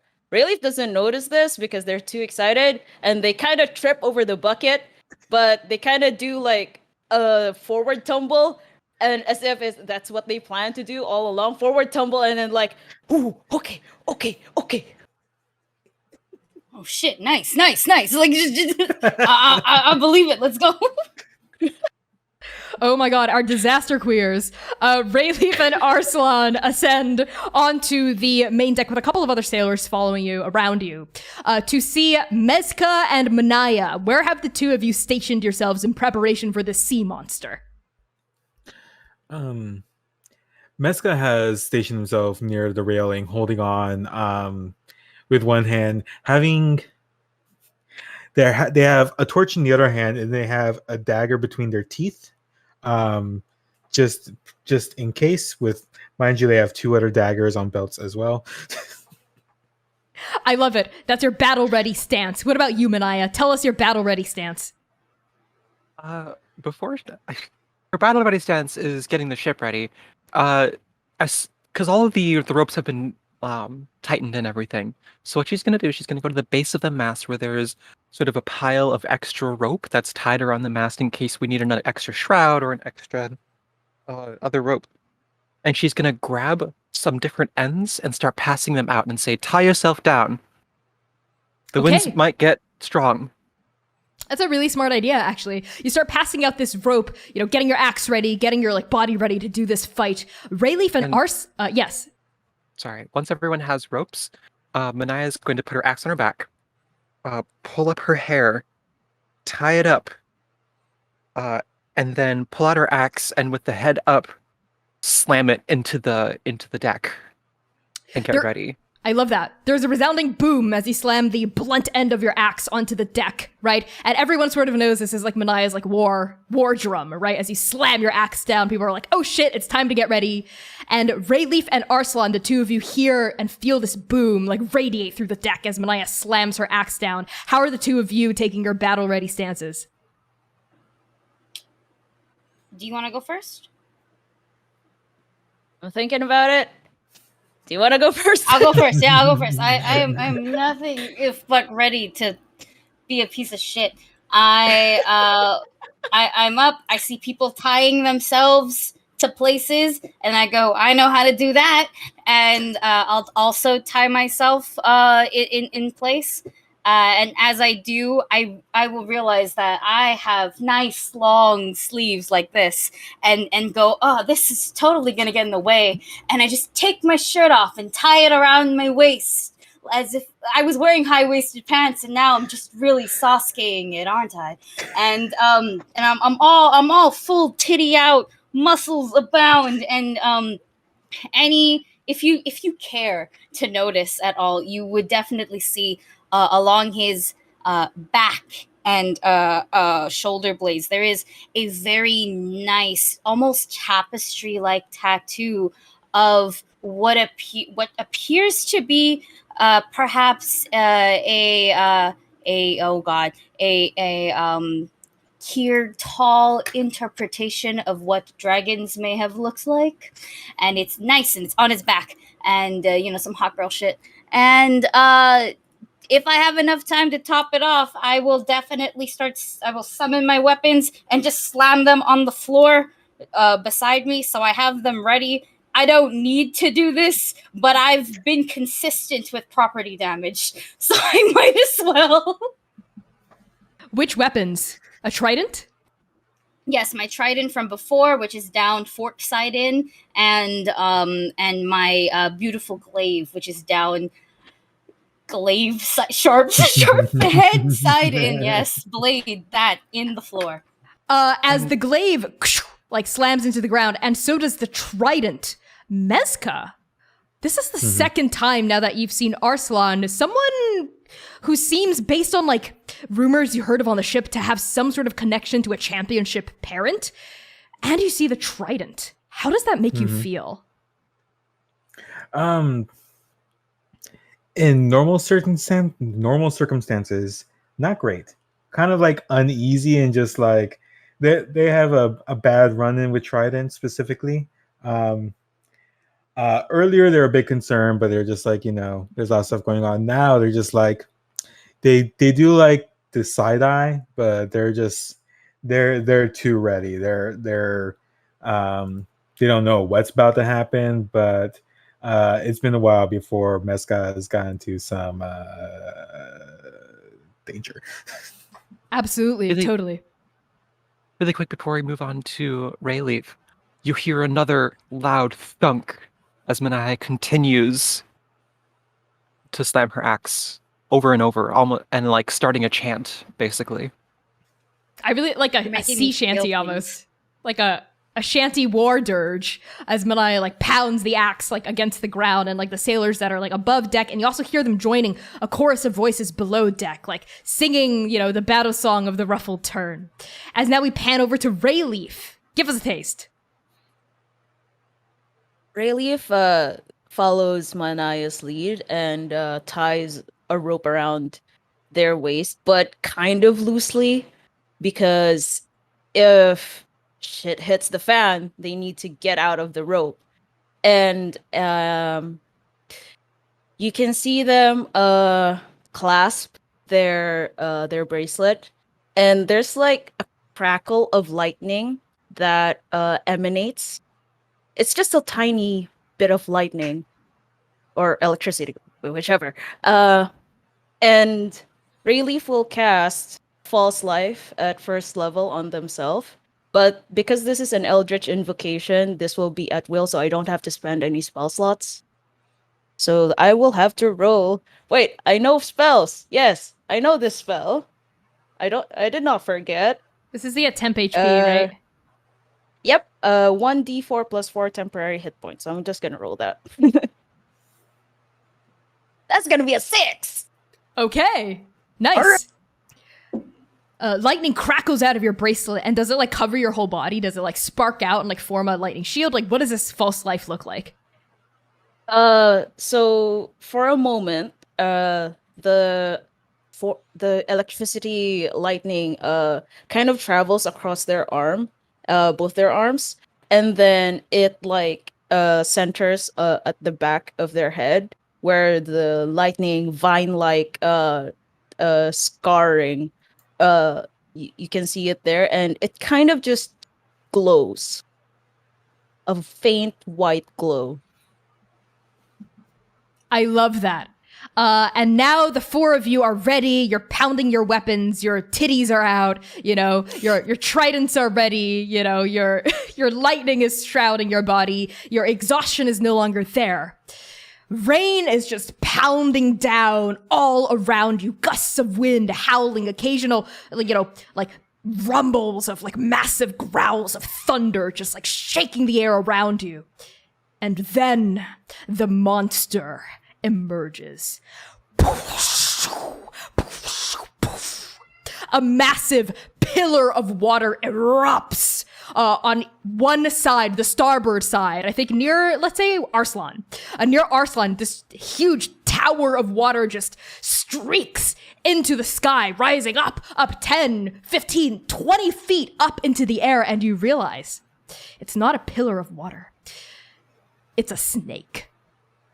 A massive, thick snake, right? And it's got like fins, like a ridged fin, like going all the way down its body. Its body is like covered in these colorful stripes that are all blue, like dark blue, light blue. You know, they're like a glittery blue, dark blue, like banded. You know, almost like a poisonous or a toxic or venomous snake might have to like warn others to stay away. It's got these icy blue eyes and it hisses at you, and you see these huge like fangs like coming out of its mouth as it towers up, water sloughing off of its body as it just sort of like thrashes there and hisses at you. And then another massive tower of water punches into the air on the port side where you are, Mezca. And this one is red. Like banded, like deep volcano red, and then black, and then yellow, and then orange, and then red, and then black. Huge, like glimmering, like crimson eyes, these massive fangs, and this one hisses. This one's interesting because as the water sloughs off its body, it seems to rise with steam, almost like the scales of its body are so hot that it's turning like the little bits of water around it into steam upon contact.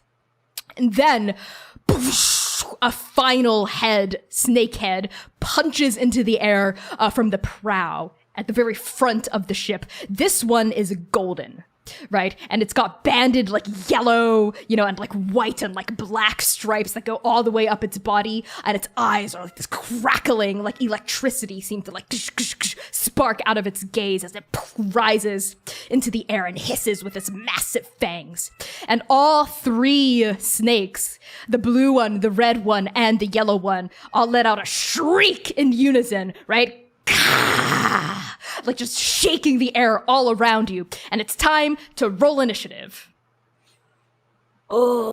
I'm gonna use the gay dice. Gay Good. dice, gay dice. Gay dice, gay dice. Oh! What'd you get? Rayleaf? 19. Okay, Rayleaf got a 19. 13. Okay, 13 for Arslan. I got a 14. Okay, 14 for Mezca. Swear this wasn't. I swear. Listen, okay, I got a 5. That's a good thing. Because I have a feeling something's gonna happen before it's Mania's turn. Okay, let's see. Let's see what I'll have y'all do.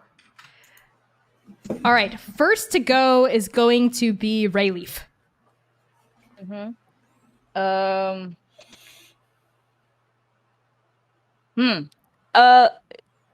How strict are we with like distances? So this is probably a good time to talk really quickly about the specific details of this combat. I'm not going to be super strict with distance here, right? Okay. Like if you're like in on the starboard side, I'll let you run over to the port. You know, we're gonna keep it loosey goosey. We're gonna keep it cinematic. You know, you want to hit ahead, I'll say, go ahead, you can hit it. Go ahead, you can hit it.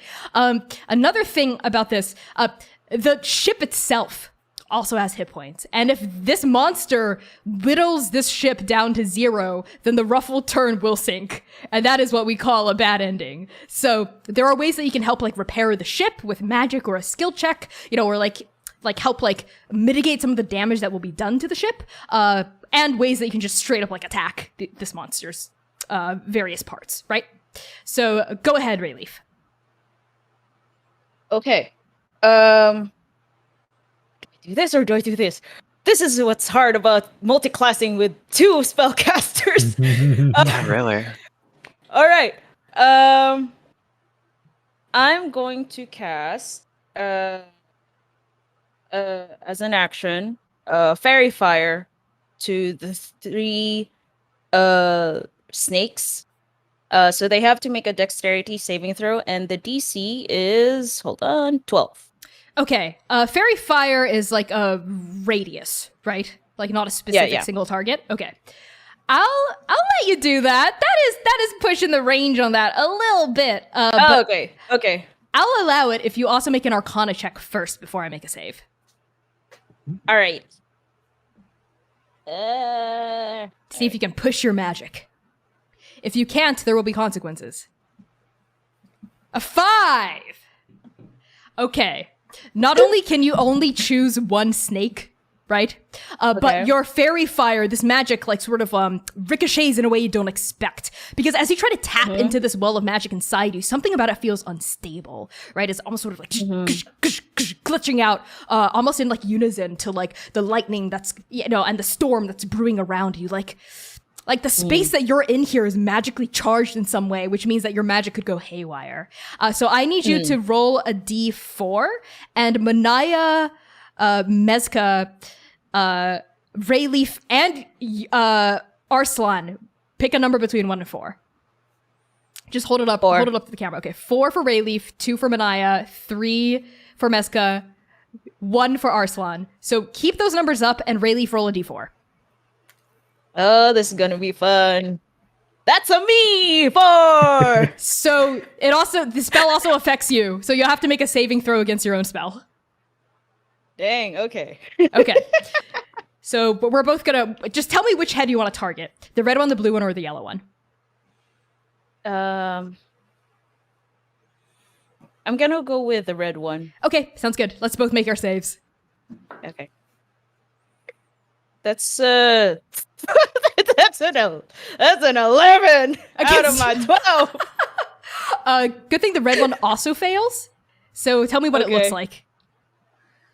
Okay, so it kind of looks like the light blue pale color of lightning that emanates from Rayleaf, but as soon as it shoots out towards the red snake, it's almost comical how it bounced back, like, and then Rayleaf also gets hit.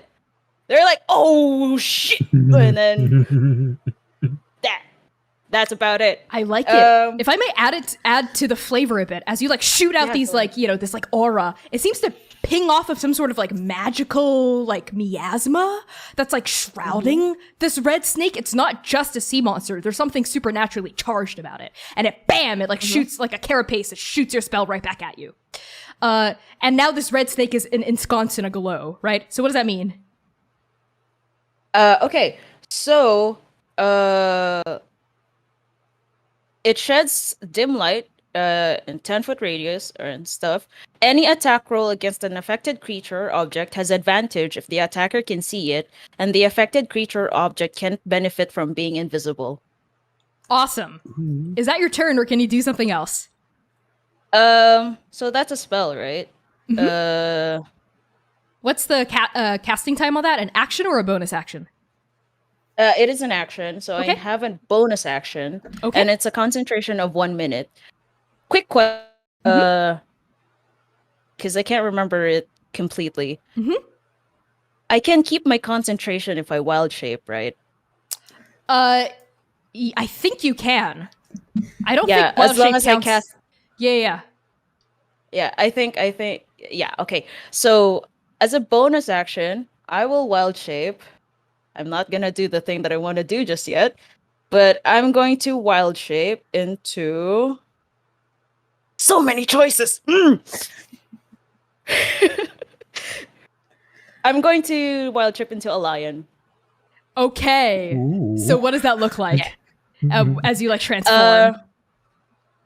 So Relief like touches the bracelet once again, and this time instead of lightning, sort of vines start to like grow out of the bracelet, and it just grows in just a second or so.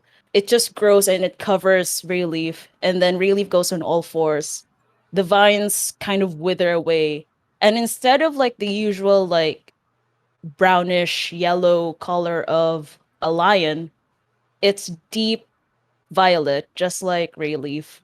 Oh my god, and a there's, purple like- lion! Yes, and then there's like tiny horns. Oh my god, the wait, so it's lion. like Beast Boy, when Beast Boy shapeshifts, like all his animals are green. Yes. Oh my god, I love it. them. Okay, yeah, your body, like, vines cover your body. When they peel away, you're this, like, violet lion, and you've got, like, horns poking out, right? And, like, the bracelet's still there, right? And it's, like, crackling with, like, magical energy on your paw's wrist. Is that the end of your turn? I believe so. Yes. Okay. Oh, hold on. How close am I to the red one? You're within range. You can hit it if you want, but I don't know if you have another action to do that. Yeah, I'm gonna step back a little bit. Just a little bit. Okay, as you sort of like back away from this red one, let's say because you're so close to it, you will be provoking an attack of opportunity. So would you like to? Yeah, sure. You'd like to take that? Okay. I need you to Yeah. make. Is that a yes or a no? You're gonna stay there, or you're gonna back off? Okay, that's a yes. Gotta back it off. Okay, so I need you to make a dexterity saving throw. Okay. What's my save? That's just a +1. Yep. That's a 20! Dirty 20. That is sufficient. So you pounce out of the way as this massive like snakehead like comes down with its like huge fangs, like its jaw like opening up. You see like the ridged roof of its mouth, like your eyes go wide, maybe like your lion ears like peel against your skull, but you like jump out of the way as it like slams into the deck. So instead of hitting you, it's gotta hit the ship for 1 point. And the ship has 10 hit points total. So when the ship hit 0, then that's bad. It's gonna start sinking at 5. So we're now at 9 out of 10. Okay. That's my bad. Next up is going to be this same head, and on deck is going to be Mezca. After Mezca, we've got Arslan coming up. So this head, as it slams onto the ground of the ship, it's going to stay there, like bent over, and then it's just going to open its mouth, and all of you feel a warmth, you know, beginning to like glow. You hear the hiss of steam as like a steam starts like rising off of this creature's scales, and then you sort of see like its throat like crack almost with like molten light as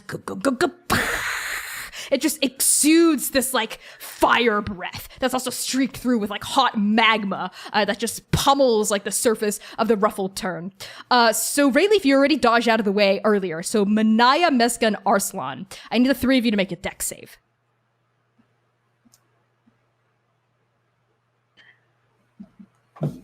19. 14. 19, 14.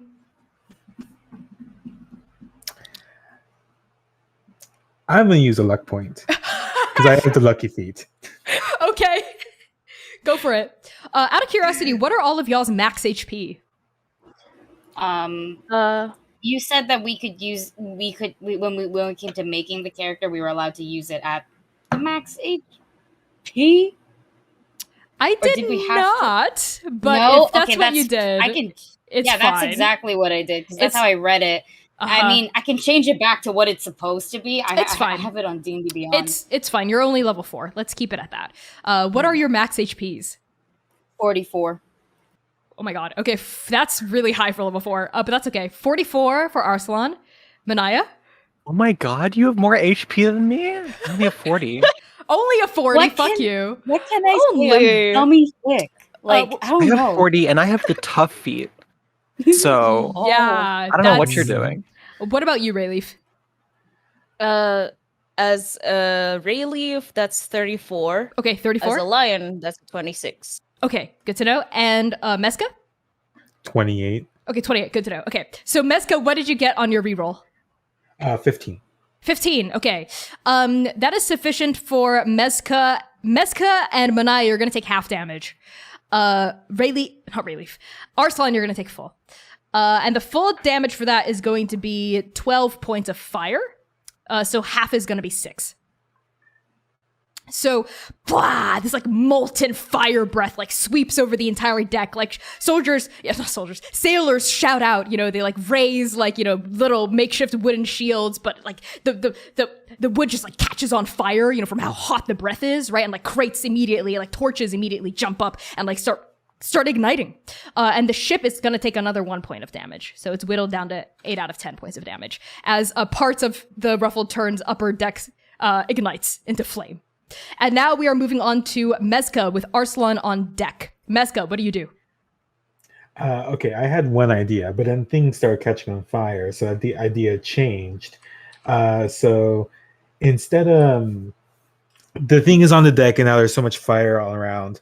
Mezca is going to let go of the railing, take the knife out their mouth, and they're going to yell back at this thing while throwing the torch towards the fire. But they're also going to cast pyrotechnics on one of the fires nearby.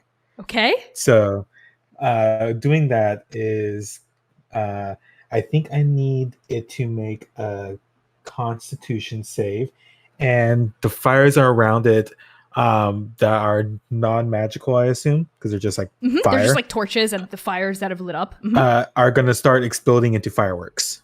Okay. Would this be fire damage? It's going to be dazing it. Oh, okay. Got it. So what is the save against? It's a Constitution save. What's the number of the DC? 12. 12. Okay. It fails. So what does that mean? Nice. It is blinded. Okay. So that means it has until the end of disadvantage, my right? next turn. Yep. Okay. And do attacks against a blinded foe have advantage? Anyone who knows this off the top of your head? It should. Yes, it should. And I the creature's believe so, attack yeah. rolls have disadvantage. Okay, cool. Yeah. Got it. Well, but it has to And- require sight. So the rolls fail, or ability checks and stuff fail as long as it requires sight. So like you can totally get past it if it smells good. Yeah, exactly. Or if it has like tremor sense or something. Okay. And with that, I think they're going to use their the Tempest magic to kind of move back towards one of the other heads. Like Okay. they'll essentially cast that, and the wind will push them back towards the other without provoking attack of opportunities. I like it. Pyrotechnics go up, and all of you see this like snake's like eyes like shrink, like its pupils shrink up into like these slits, and it goes as it's like stunned momentarily by all this like display of fireworks. And you are transporting 200 pounds of high quality fireworks as like Oh god. As Yeah, like that's under deck. that's It's okay. that's below deck. So let's say if the HP hits like 3, then those might go off. If like the damage gets so intense that it affects the fireworks, that affects the merchandise. So that's another risk to keep in mind. But Mezca, the winds billow up again, and poof, you leap out of the way. Let's say it even like bites at you, but like it misses like soundly as you just like get out of its blindly snapping jaws. Is that the end of your turn, Mezca? Yes, that'll be the end of my turn. Okay. Arslan, you're on deck, but next up is actually going to be the blue head. Mezca, as you land on the other side, this blue head lets out like a massive hiss as it sees its companion downed and blinded, right? And it is going to try to, it also like rears up, and you see like cracks forming on its scales, but instead of like molten glow, it's like frozen, like frost begins to rime like on the surface of its skin, and it opens up its jaw and it hawks up a massive hunk of ice, like this huge boulder of ice that just poof onto the ground. So the people in its vicinity are Mania and Mezca. I need the two of you to make a strength saving throw. During all of these, like, Relief is just poofed up like a terrified kitty cat. Oh, Like, the tail is just like... And because they don't know how to roar yet in lion form, they're just like chittering, like whenever a cat sees a bird, like... That's so cute. I love it. Mania and Mezca, what'd you get? I got 23 total because I rolled a 20. Oh, fantastic. Mania? 12? You are muted. 12. Okay, yeah. I thought I could read your lips. Okay. So that is not sufficient for Mania. Mania, you're going to take full damage, but Mezca, you're only going to take half. And the total is going to be 7 points of cold and 7 points of bludgeoning. So a total of 14. Cut that in half is 7 total. All right. As this huge, like, ice boulder like cracks down on you, and Mania and Mezca, you brace against it, right? Like Mezca, you're able to like punch upward, right? But Mania, let's say there's like several other sailors around you that you sacrifice yourself to like save them, right? Let's say that's what that fail means, and you like take the brunt of it as they like scamper out of the way. So because there was at least one success, that attack doesn't actually deal any damage to the ship. But Mania and Mezca, tell me how you deposit this boulder that you've braced under.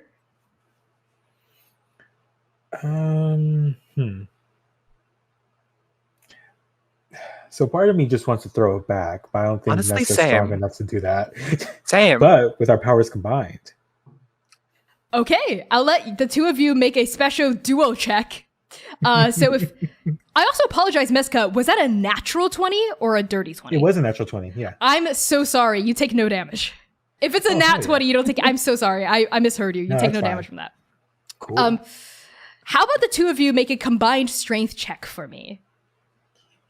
Let's say athletics. And we'll combine your scores to see if that's enough to meet a hidden DC, which will be higher. Can I just say how Dusty's so chill about getting a natural 20? I know. Oh, I'm trying to cool down after getting like 4 2s in a row.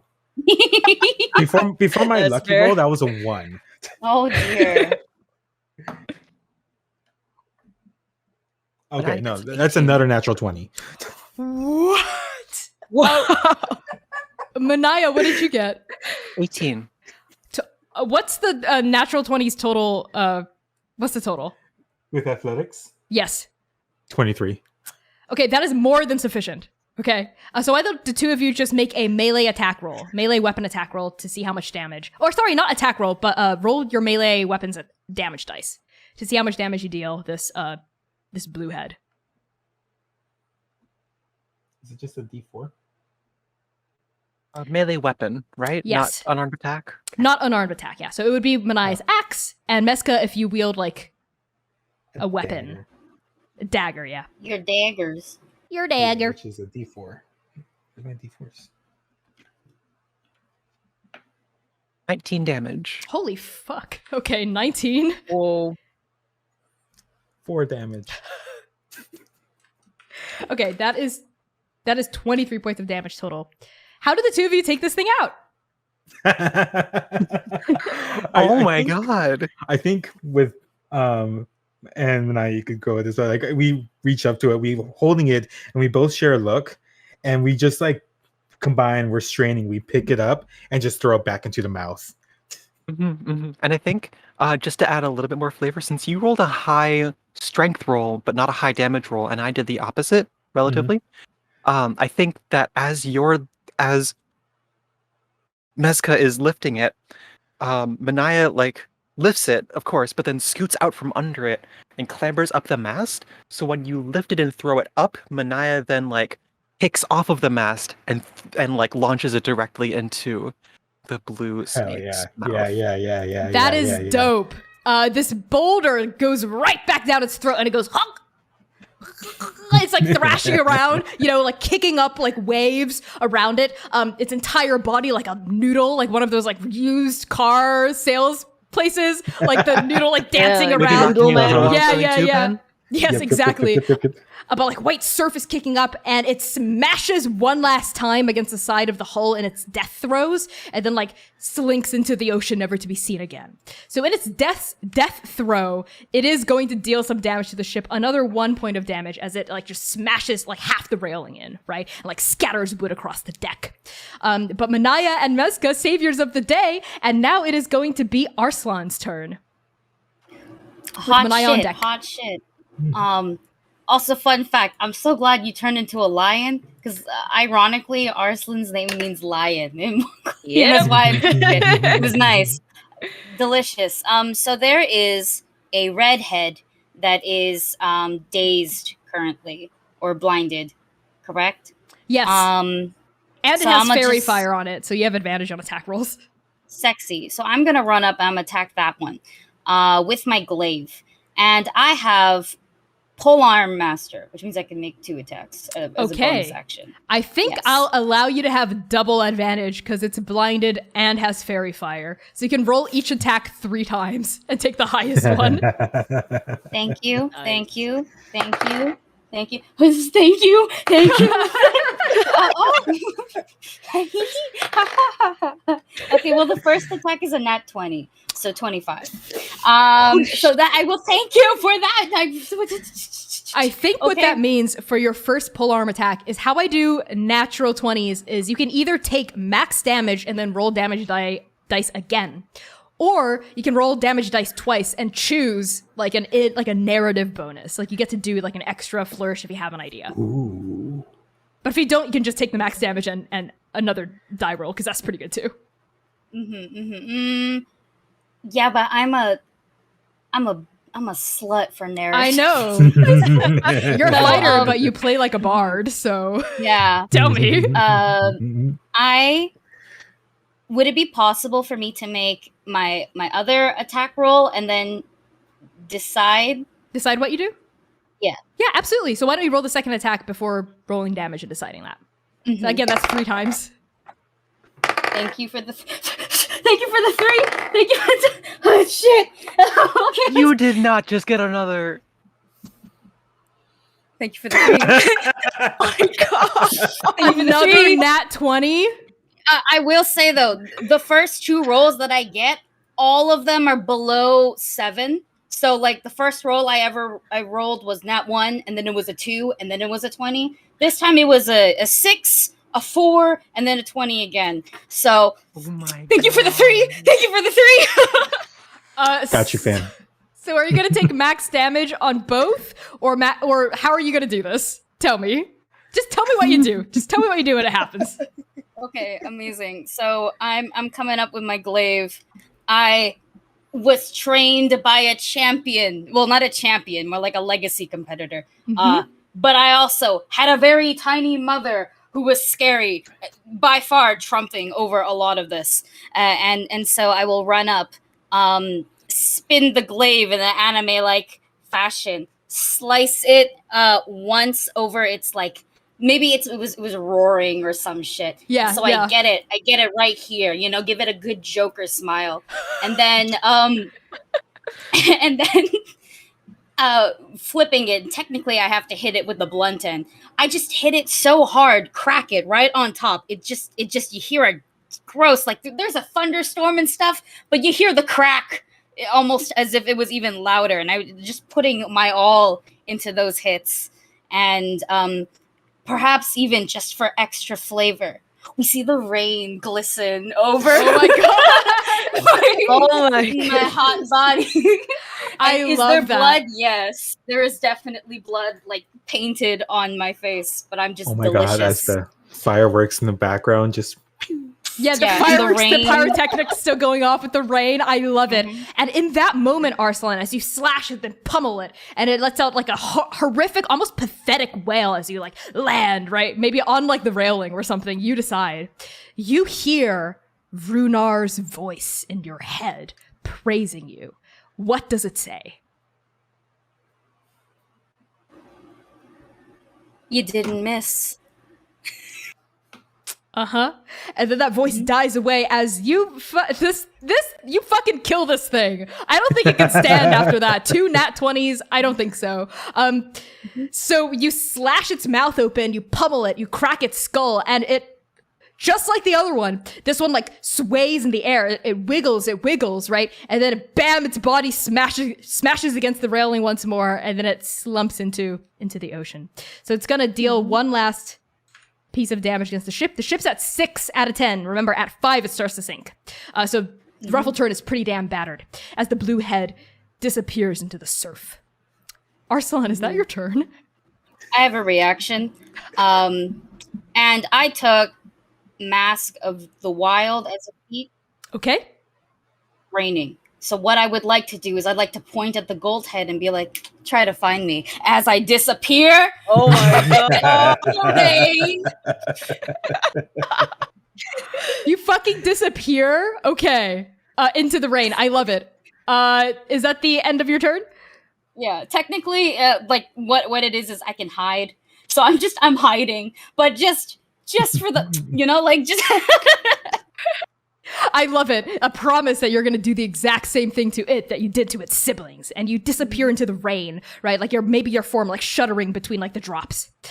And now we are going to go to this yellow bitch.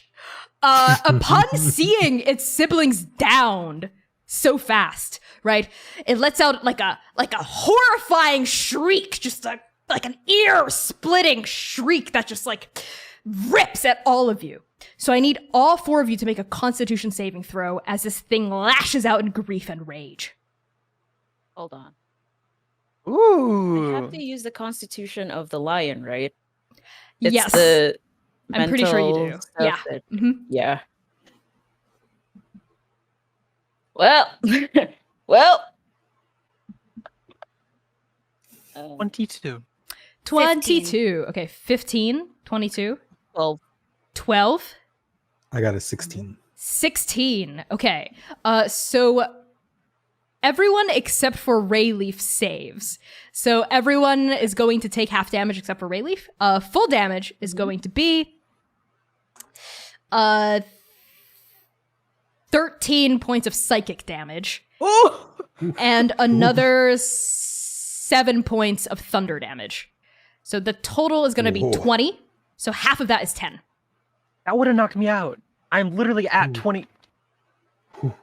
How you doing, Rayleaf? Are you unconscious? No. I just like, You're at like 6, right? yep. Right, that's what I thought. So, Rayleaf, what's it like as this piercing shriek just like buffets you? Like, how does the lion respond? So as soon as the shriek like reaches the lion's ears, Rayleaf just like that's just how they respond, and they just like kind of crouch on the floor and then just do this, like kind of covering their ears. And when it finishes, they're like, Yeah, I think as you're letting out this like roar, as you're the only one that fails, right? Suddenly you see a flash of lightning that isn't from around here. This isn't where you are. You find your paws are now on cracked earth, right? As this flash of lightning like oh my god, have you been like teleported out of the Ruffled Tern? What's going on? You look to your left and you see just a plume of flame like rising from like a cracked vent in the earth. And then you turn to your right and you see a jet of steam, right? As your body seems to be momentarily dispatched from this reality. And then another flash of lightning away from this sundered world. You see a blood red sky and just a glimpse of an iris, an eye, a pupil, and then poof, you flash back onto the Ruffled Tern with rain lashing the deck all around you as you're jerked back into this reality. This, you realize, in your lion form, your fur standing on end, was a vision. One of several you've already received from your dreams. How does that make you feel, Rayleaf? What do you do? I think this disturbed Rayleaf enough. And if you'll allow me to do this, Yes. Connie. Yeah. I think that disturbed Rayleaf enough that it poofs them out of the wild shape. Okay. Ooh. Does that mean you're back at full Like, HP? really? Yeah, I'm back at full HP. That's what I thought. I think it poofs them out. Yeah, because they kind of lost their concentration. Oh, do I have to roll for concentration as well? Oh no, the fairy fire is done. Yeah, it's over. Well, that thing's dead. The thing's gone. On you. Thank you. Thank fairy you for fire on it. me on. Yeah, no, the fairy fire on you, let's say, also disappeared when the red thing died. Yeah. Okay. That poofs them out, and then they are just like on all fours on the deck of the Ruffled Tern, and for a moment their vision is kind of blurry, and it's like, you know how it's like a glitchy kind of situation where it's like the vision and then a Ruffled Tern and the vision, the Ruffled Tern. So they're kind of some form of fatigue drops on them, and they're just like, oh, durians. And then they're just going to gingerly like stand up as quick as they can. Okay, I really like that. The rest of you have braced, right? So you don't get these like weird visions, right? But you all do notice like Rayleaf like poofing back into their tiefling form. And then the next thing this yellow bitch is gonna do is it's gonna open its mouth, and there's a noise like a Tesla coil revving up, boom, boom, boom, boom, boom, as like the cracks between its scales light up with blue energy, a static juts off of its body. It inhales and then it exhales just like a laser beam of a lightning, just like across the deck. So I need all of you, I'm so sorry to you again, Rayleaf, to make a dexterity saving throw. You know what? Let's do that. I ain't gonna fucking die. I got a 14. Dex save. I feel like every time combat happens, Mania fucking dies. Every single time. That's why I Okay, took Ten. the tough feat, so I could have more HP. Mania got a 14. Who got a 10? I got a 10. Rayleaf got a 10. I got an 8. I got a 14. Oh no! I'm looking over here like, oh, I got a rock. Like, Okay, so all four of you are gonna take full damage. Let's just hope I roll God low. damn it. Uh-oh. Yep. Okay. Let's do it. Okay, that's gonna be 18 points of lightning damage. How are we doing? Are you dead, 18. Mezca? Are you down? I'm definitely down because I only had 12 HP left. Okay, so you're at 0. All right, Mania. He's dead. Wait, like dead? Like dead. No way. Oh What were my you God. at? That's -8. That's 0, and then past the negative numbers of what my constitution modifier, I'm pretty sure No, is. of your max HP. Well, max- Past half of max your HP. Yeah, you're not dead. No, you did. You're alive. You can't die just yet. Okay, in that case, You also take a knee, right? You're at 0. yeah. Okay. Well, I'm I- at -8. Uh-huh. Uh-huh. What about I have a Arslan? I Yes. have a question before I take, because I can still take it and be okay. Okay. Like up. But I wanted to ask, I forgot. I was hidden. Does this do anything? No, right? Because it was technically a save and not an attack. Yeah, but what are you trying to do? See if I can roll again. Not gonna lie. Like What does your feature let you do? it just lets me hide. So I'm hidden because I am like Oh, lightly okay. obscured. You know what? By, I'll let you have advantage on that deck save then, because you did do something to get a bonus, so I'm not going to rob you of that. So why don't you roll that again to see if it's a save and see if you can take a 9 instead of an 18. Oh. At 15. That is also not quite sufficient. So that's I didn't think so. I didn't think be so. an Okay, that's fine. Okay. What was the max? 18. Rayleaf, 18. did you have a question? Oh no, I was like mathing in my Doing head. some math? Yeah, okay. Rayleaf and Arslan, you're still standing, right? Yeah, barely. Okay. So Mania and Mezca, describe to me what it looks like as the two of you take a knee and begin to dip into unconsciousness. I think for Mezca, they will definitely I feel that they got hit and maybe got like slammed into either the railing or something else, and they are trying to get up, but they just like they can't get a good hold of the railing, and their hair, which has kind of been like waving around like because it's water, is actually just like now like fallen, and it's not moving at all on their head. I really like that. And Mezca, as you're sort of like there, like limp, like your body like charred, right? From the lightning breath, right? You're like breathing raggedly. I think the old wound of your leg starts aching. Tell me how it hurts. The wound starts aching, and it comes as a sharp pain in waves, because when you get your leg cut off by a trident, it's not a clean cut. So they're like almost like they reach for it as if it's getting stabbed again and again and again. So they're stuck between trying to get up and trying to deal with the throbbing pain and probably the memory of that trident just going into them. And I think as you flash back to that memory, we're there with you. You know, you look down at your leg, and suddenly, just like with Rayleaf, you're no longer on the rain-strewn deck of the Ruffled Tern, but in the middle of a massive arena where there's like hundreds and thousands and tens of thousands of people in the stands cheering and watching like at a massive concert venue. But instead of like a performer, it's a bunch of people killing each other. And you're there, right? And you're dodging and weaving, right? And then you feel a massive, like, sharp stinging pain as a bladed trident just digs into your leg. You let out a reflexive cry of pain as we all look up. And through Mezca's eyes, we see Atalanta, a Triton woman, her kelp green hair short in this memory, like cut in a severe, slashed-like bob. And her face, which now as a champion is so regal and sincere, has a expression of viciousness that we're not used to seeing. And she even like smiles a little and goes, "You're not cut out for this, kid," and stabs you again in the leg. Mezca, how do you respond to Atalanta stabbing you again?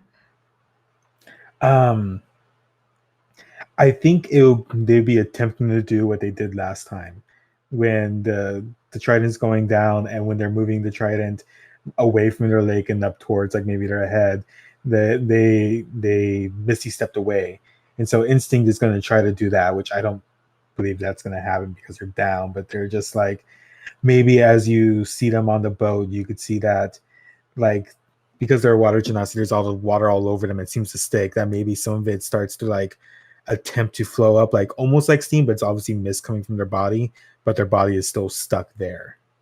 Totally. Is your body stuck there, right? Some like mist is floating up. The mist floats over your eyes, and when it dissipates, you're back on the Ruffled Tern, right? But these memories act almost like smelling salts as you're able to just bump yourself up to 1 HP instead of falling unconscious at 0, right? As you stay on the pain of your leg, the memory of everything you've lost, grounding you in the reality of this moment.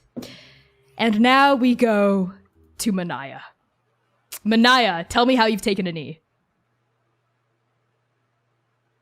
So Mania sees the lightning coming, and her thoughts are preoccupied with just how much conductive metals she has on her, between her axe, between her golden emblems, between her crossbow and the bolts at her hip.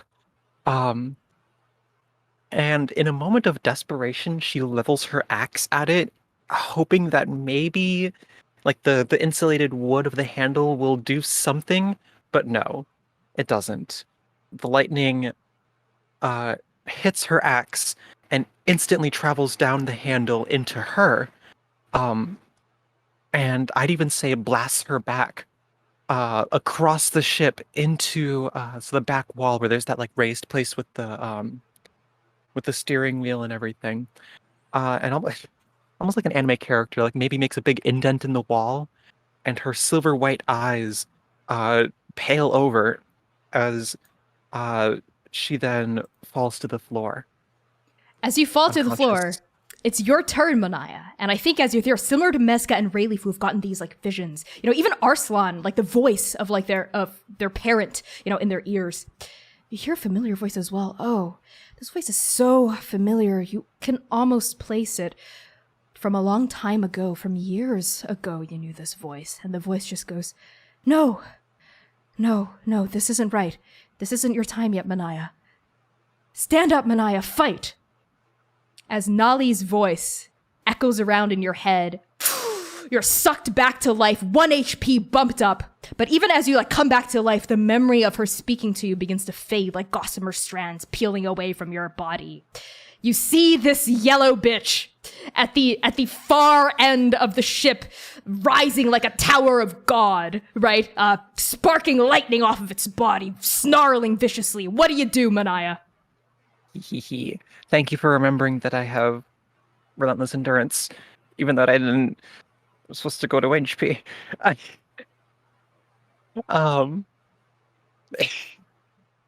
So Mania staggers to her feet and picks up her axe. Can I? All right. This bitch is going down. Mania runs forward, and as she's running, she's digging her axe into the wood of the deck and pulling herself forward in leaps and bounds.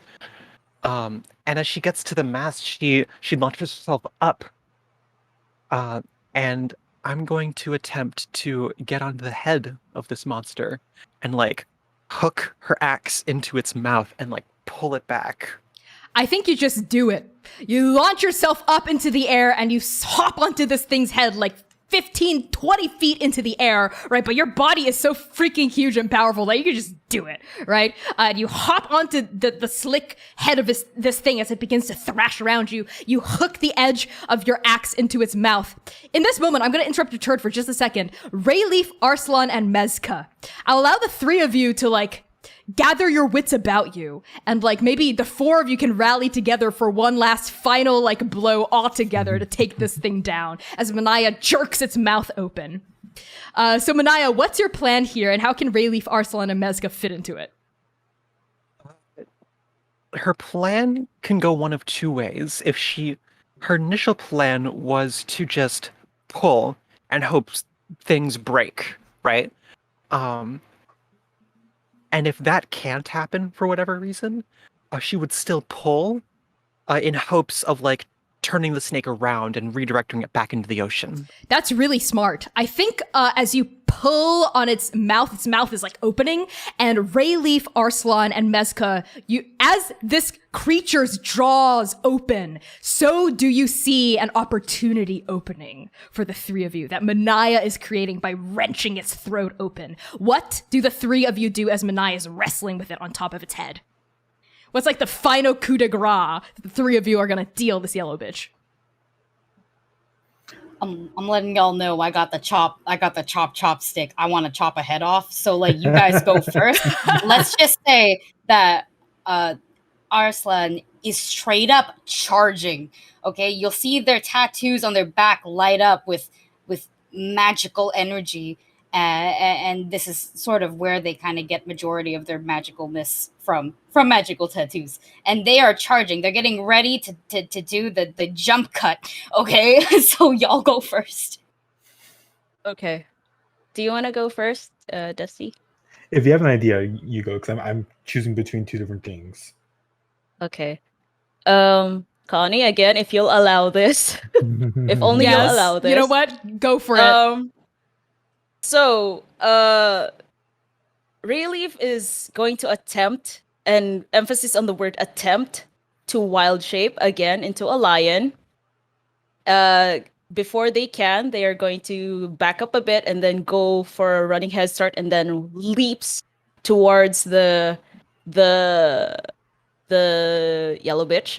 And they attempt to wild shape into a lion, but because they're also attempting to do the breath weapon, the wild shape kind of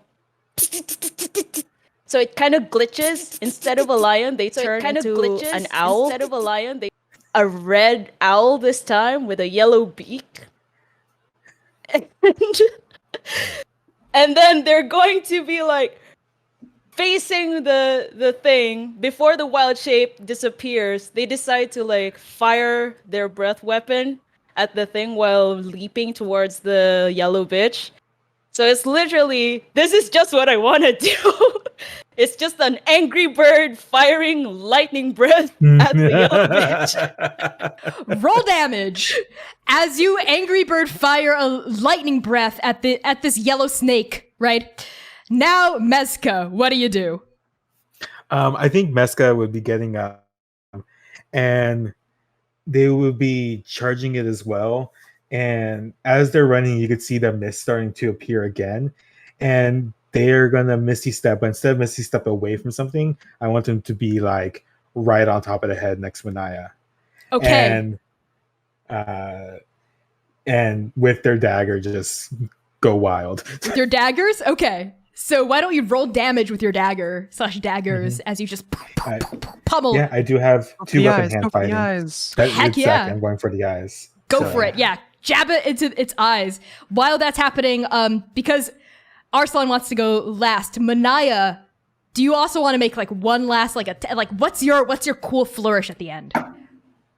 The coolest flourish I could do is like its upper jaw just snapping, and Mania flies off into the ocean.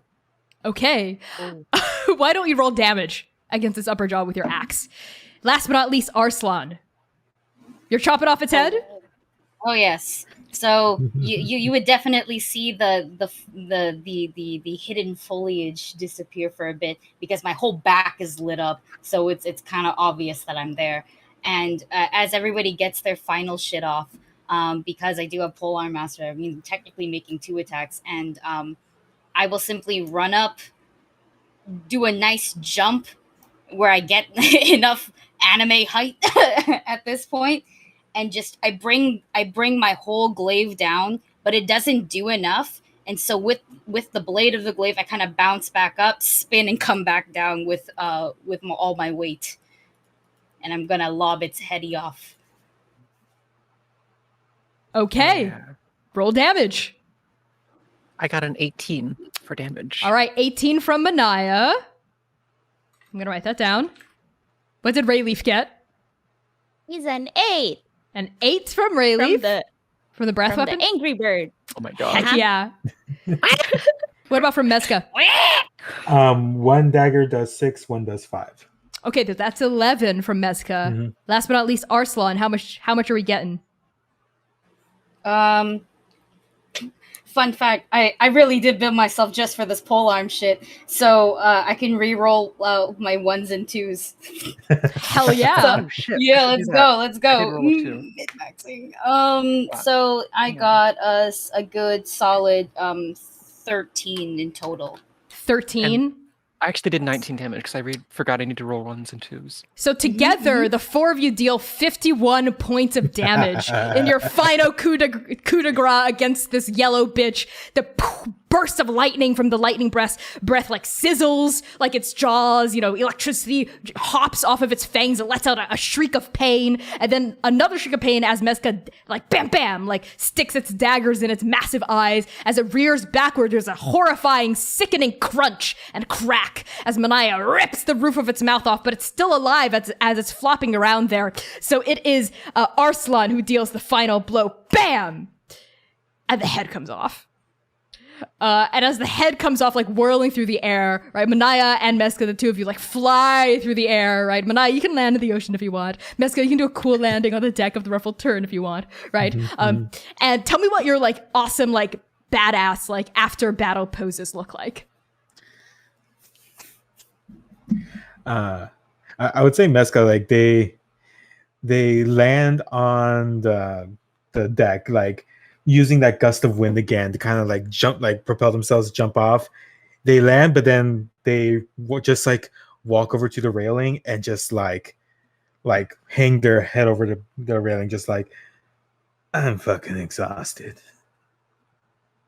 Hell yeah. And Mezca, why don't you pass the spotlight of dope badass pose to someone else? To Rayleaf. Okay. Because Relief is glitching for some weird reason. Who knows why they're glitching? They just bounce once, twice on the Ruffled Tern's deck, and they poof out of the wild shape, and then Connie and Lyra, if y'all will allow this. So Mania is like being flung over to the ocean, right? Yeah, just like out, forward. Yeah. Do you think it's would you is it all right if Rayleaf tries to grab, quote unquote, grab Mania As an owl? using a cantrip? Nope. They just poofed out of the wild shape. Sure. I had an intense moment where she like crawls out of the water later and planned, but I think this would be cool too. Okay. So I'm assuming like Mania is more than 5 feet away because they're being flung. So as like some form of redemption for kind of her, I don't know, like disappointing Mania before, Rayleaf will cast as a cantrip Lightning Lure. So if you're at least 15 feet away from me, I can like grab you, and you can choose to save or not. It's a strength saving throw if you choose to save. And then that's why I asked if you're like more than 5 feet away from me, because I don't want to damage you and you're only like 1 hit point. So yeah, Relief kind of like and then does their best with their -1 strength to pull you towards them. And then they're just going to like tumble away and like Yeah, I think, and Connie, stop me if this is not okay, but while Mania is falling, she's put her axe away really, really quick, and sort of assumed sort of a what's this, corpse coffin vampire pose, something, I don't know, to like brace herself falling into the water, right? And as she's doing that, there's like a bunch of parts of her skin that are like singed, and the skin is peeling and all that kind of stuff. But I'm going to activate Second Wind, where I recover 10 HP. Wait. It's like D10 plus your constitution or something. Sorry, D10 of HP. My mistake. Which is 10 HP. 7 plus 3. Dab on him. Anyway, as a small coppery scales sort of start stitching together her wounds. And as this is happening, maybe she's glowing just a little, just a little bit.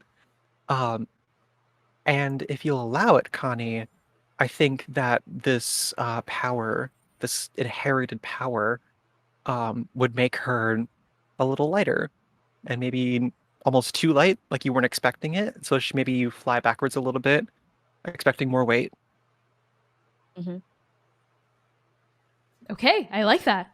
Is that Mania's final pose with like the scales stitching back? Yeah, I mean, then she'll land on the deck like superhero pose. Heck yeah. And of course, last but not least, Arslan. What is your dope final pose? Well, I cut through the bitch, so I'm probably covered in some blood and whatnot. And I totally landed also like a superhero, an impractical one because I'm wearing like 4-inch heels or something like that. Just this whole time, it was great. And it's like your standard superhero pose. I get up, put my hair back a little bit, look around. I'm holding the glaive and maybe spinning it a couple times before giving like a super hearty, semi-manly, just one of those chest pounds as my back glows again. And I will also like fucking, what was it? Second wind? What's it called? Second wind? Yeah. to heal back. Yeah, fighter buddies. Yeah, right. And I'm just yeah, like yeah, this is what I want to go to war. I want a lightsaber. Like one of those. Pumped up. I'm very pumped. This was good. I feel kind of cool. Awesome. And on the four of you, like, posed together on the ruined remains of the deck, right? But the ship isn't sinking, which is great. You were able to fight off this monster before it could sink the ship. The rest of the sailors come above deck, even Captain Lahahana goes, the four of you saved us all! Thank you so much! And Babatunde and Zupa, like, everyone starts, like, crowding all four of you, like, hoisting you up onto their shoulders and, like, cheering, right? Like, for saving you. Except Mania, because you're too big. But they pat Mania on the back, right? I think like on this moment of like cheering and laughter, like of your faces, the battle scars and the wounds, and the rain slick deck. The clouds like clear, the rain stops. Becomes a bright nighttime again. And a real natural wind starts picking up as the strange, dark, almost psychic whispers of that wild magic that lashed this ship flow away. And on your faces, we fade to the Ruffled Tern docking. On time, somehow, at the port city of Minagla, just south of Kinongbo, in the United Tribes of Jukai. It's a bright sunny day, right? 2 more weeks have passed. There's a harbor, there's a bustling dockside city here in Minagla with like these beautiful like mud thatched roofs of various huts and like stalls with like fishmongers, etc. and fisher people like carrying nets and the catch of the day.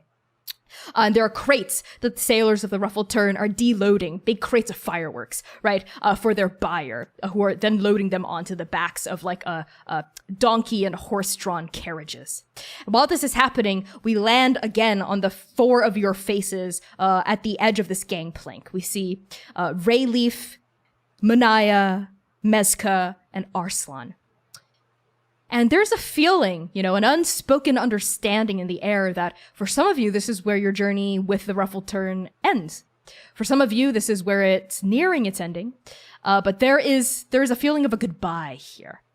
So upon all 4 of your faces, let's start with Mania for our epilogue. We zoom in on Mania's face at the edge of this gangplank, leaning out over the railing. Mania, where do we find you? Several months or even years down the line.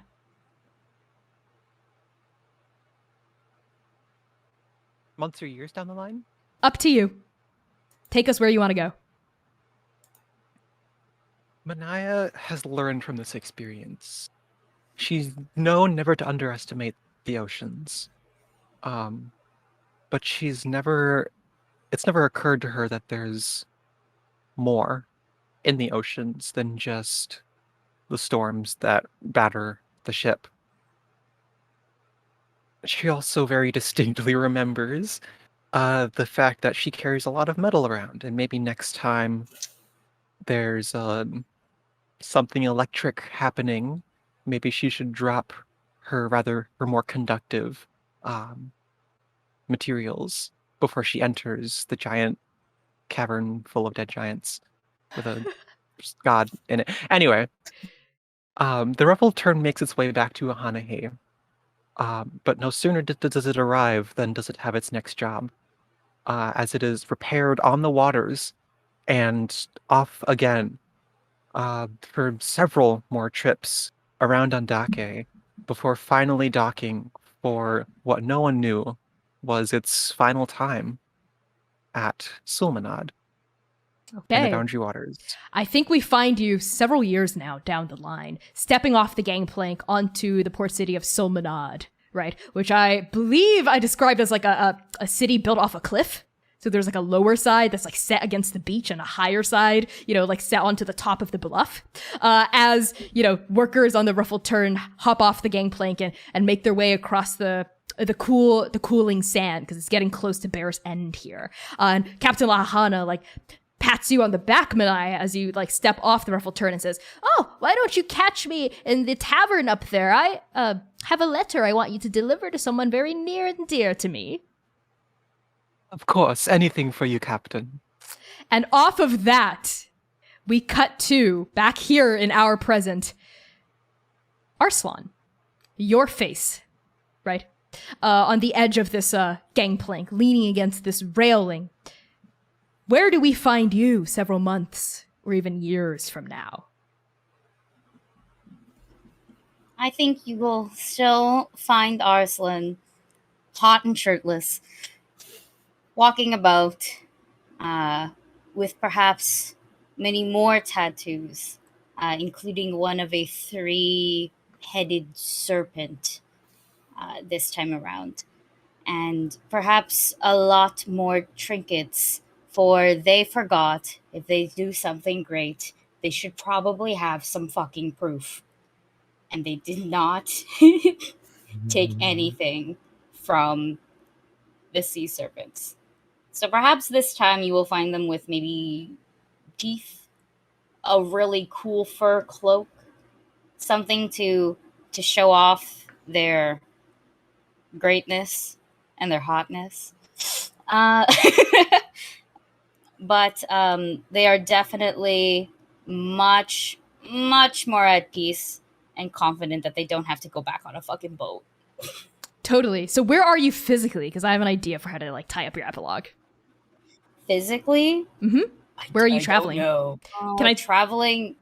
If you have suggestions, please give me suggestions. Let's say you've made your way up and down the coast of Jukai, doing many shenanigans, many other adventures on your own. When you end up on the border of northern Jukai in the Tanushlek Desert. And yes, I did just consult the map behind me for geographical information, which is, of course, as you would know, where the clans of Kirtal roam. And let's say maybe this is like you're like in your like cool like furs, you've got like your cool like weapons with you, let's say you've just bested a monster. Let's say a Bulette, right? And like this big like armored hide of this land shark is just like it's like it's got like swirly eyes, it's like on the ground, it's like big claws, it's splayed out in front of you. When you hear a voice behind you in the mid, like from coming from around like a big dune behind you hear a familiar voice go, well, Arslan, look at you. As your mother, Sarnai, the princess, steps out from behind this dune with your other parent, Runar the Siren, in tow.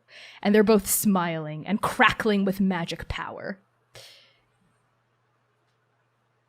"Good job, kiddo," says Runar. "Oh, hi, Mommy." And I go give her a And on Arslan, I love that. Arslan, you run forward and you sweep up your parents in a big bear hug, right? And maybe on that, I could do that. L in chat, L in chat for Manaya's dead parents. We cut now to Mezca, the edge of this gangplank, leaning out over the railing, looking at the fireworks being loaded onto crates. Where do we find you several months or even years down the line from here? Originally they went on the Ruffled Tern to travel to Jukai to get to the Sense of Adventure wanted them to go to Umaori.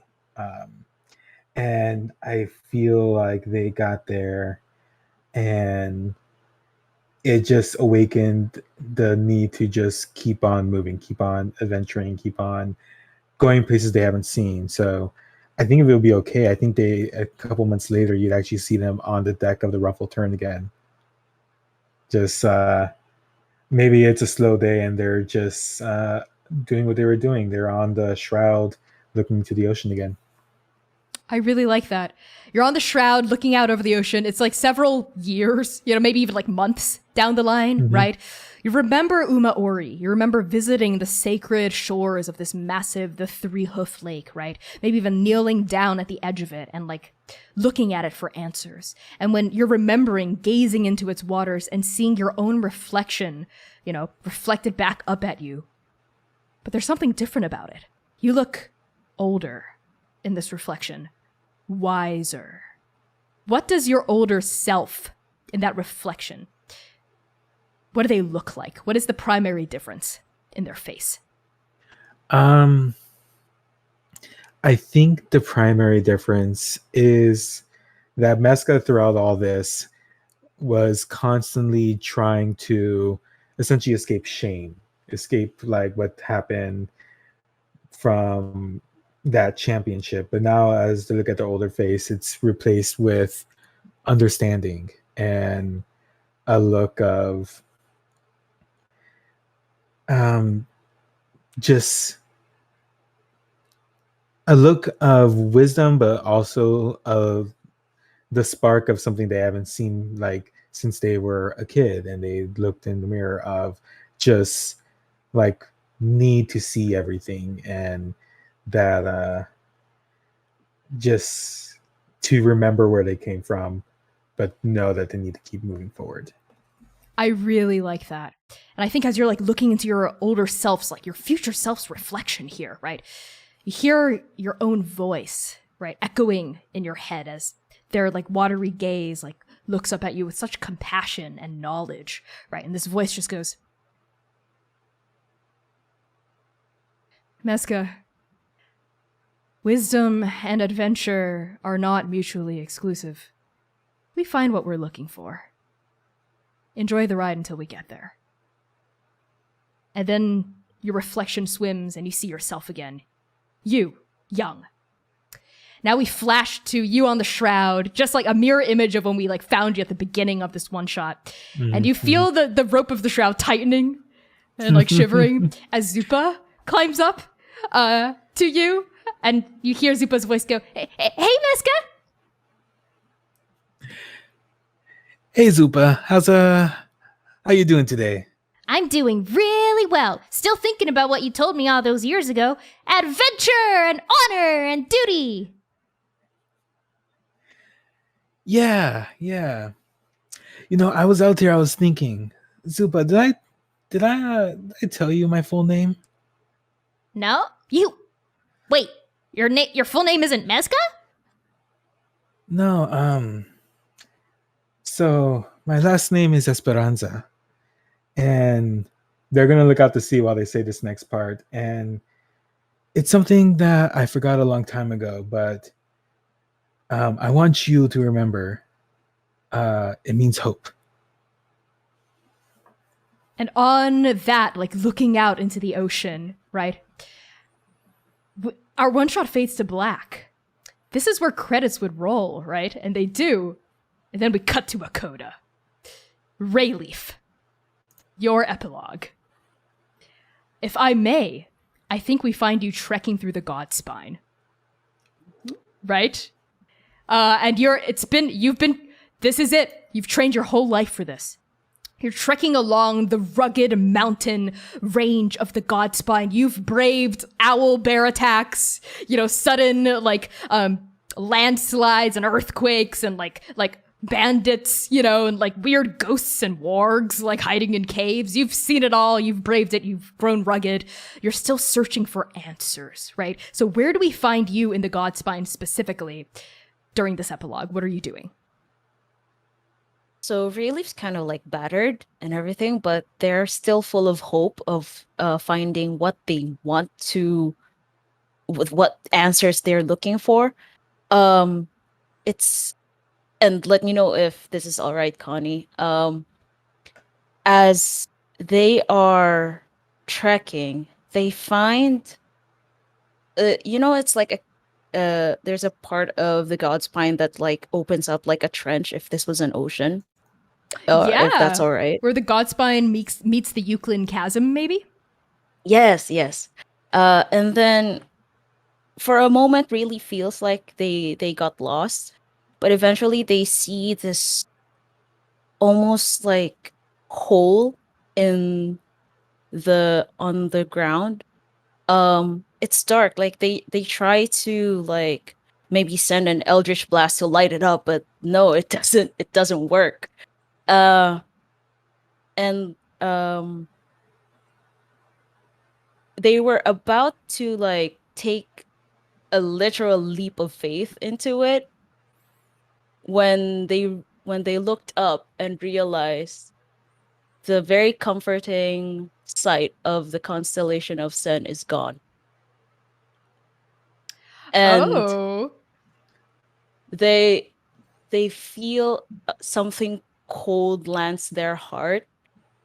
And I suppose we can, if it's all right with you, we can cut it at a point where really it has 1 foot on the ground and 1 foot hanging over the hole. I really love that. And if I can build off of that, Mitzi, because Yeah, I've sure, got an sure. idea for Rayleaf. As you're about to step in, you look up and not just Sen, but all the stars are gone suddenly. But you can still see there's still light. This doesn't make any sense. Your foot is hovering over the chasm and you like shake, you like react to this, right? You flinch, you jolt, you blink, and when you blink, the stars like come back, right? You're like, what the hell? What was that? Right? Like standing there, and maybe like that's what pulls you back from the edge. And then you smell it, static, crackling in the air. You hear like a distant peal of thunder, and you smell like a flame burning, and you feel a presence thrumming with magic behind and above you. Do you turn around, Rayleaf? Well, might as well. Rayleaf, you turn Might as around well. and you look up, and silhouetted against the starry night sky, you see your patron. What you had assumed was a storm elemental who had given you these warlock powers, right? Come to you through dreams and visions with warnings or prophetic images of something, of fire, lightning, a storm, a blood-soaked sky, a big eye in the air. You see this figure thrumming with magic, and then something about their form clarifies, and you realize with a jolt, it's not a storm elemental, Rayleaf. It's not even an emissary. It's you. And yourself from the future, hazy, its edges blurred, is reaching out to you, part of their face zapped away from what looks to be some sort of fight you haven't endured yet. They just go, Rayleaf, good, I don't have a lot of time. Listen, something horrible is happening. It's going to come. You have to warn people. Poof. And just like a wisp of smoke being blown out by a gust of wind, the image of yourself disappears. Rayleaf, what's the final line of this one shot? What do you say?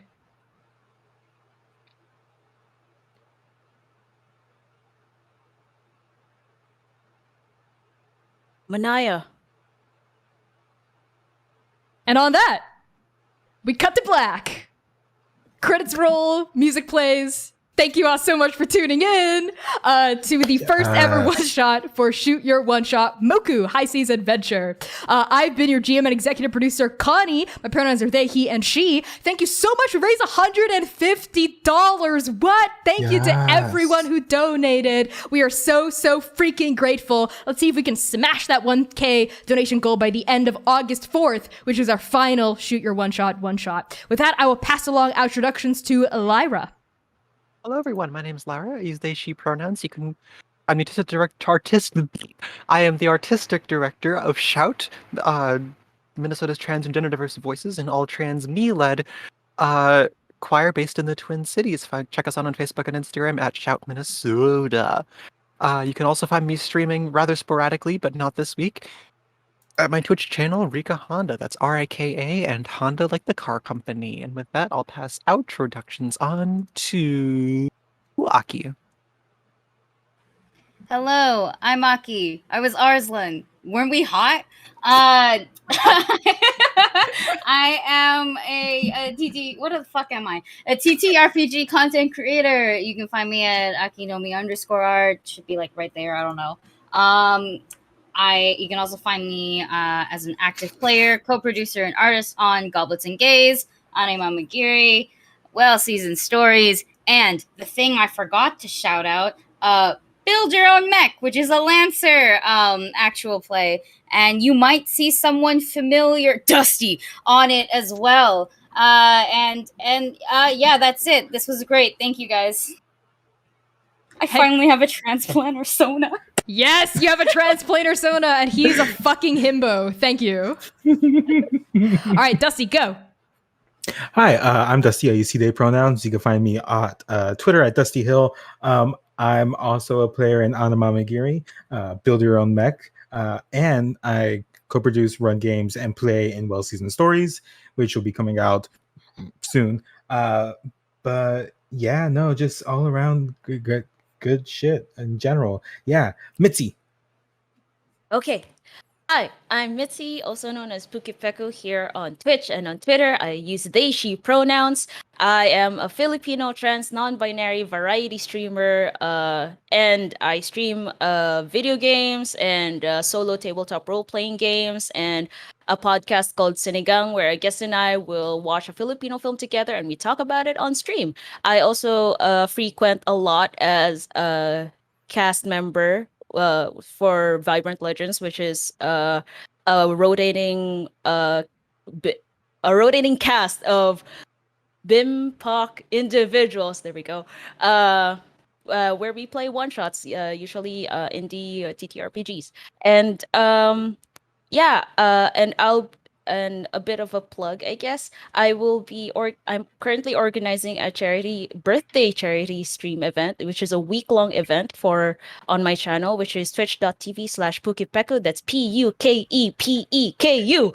And I'll be hosting it on my Twitch channel, and it's gonna be on August 8th to 14th. And yeah, I'll pass it along back to you, Connie. Great. Awesome. That was amazing, y'all. We are now going to start a raid to Persephoroth, who is a black trans streamer and amazing TTRPG person.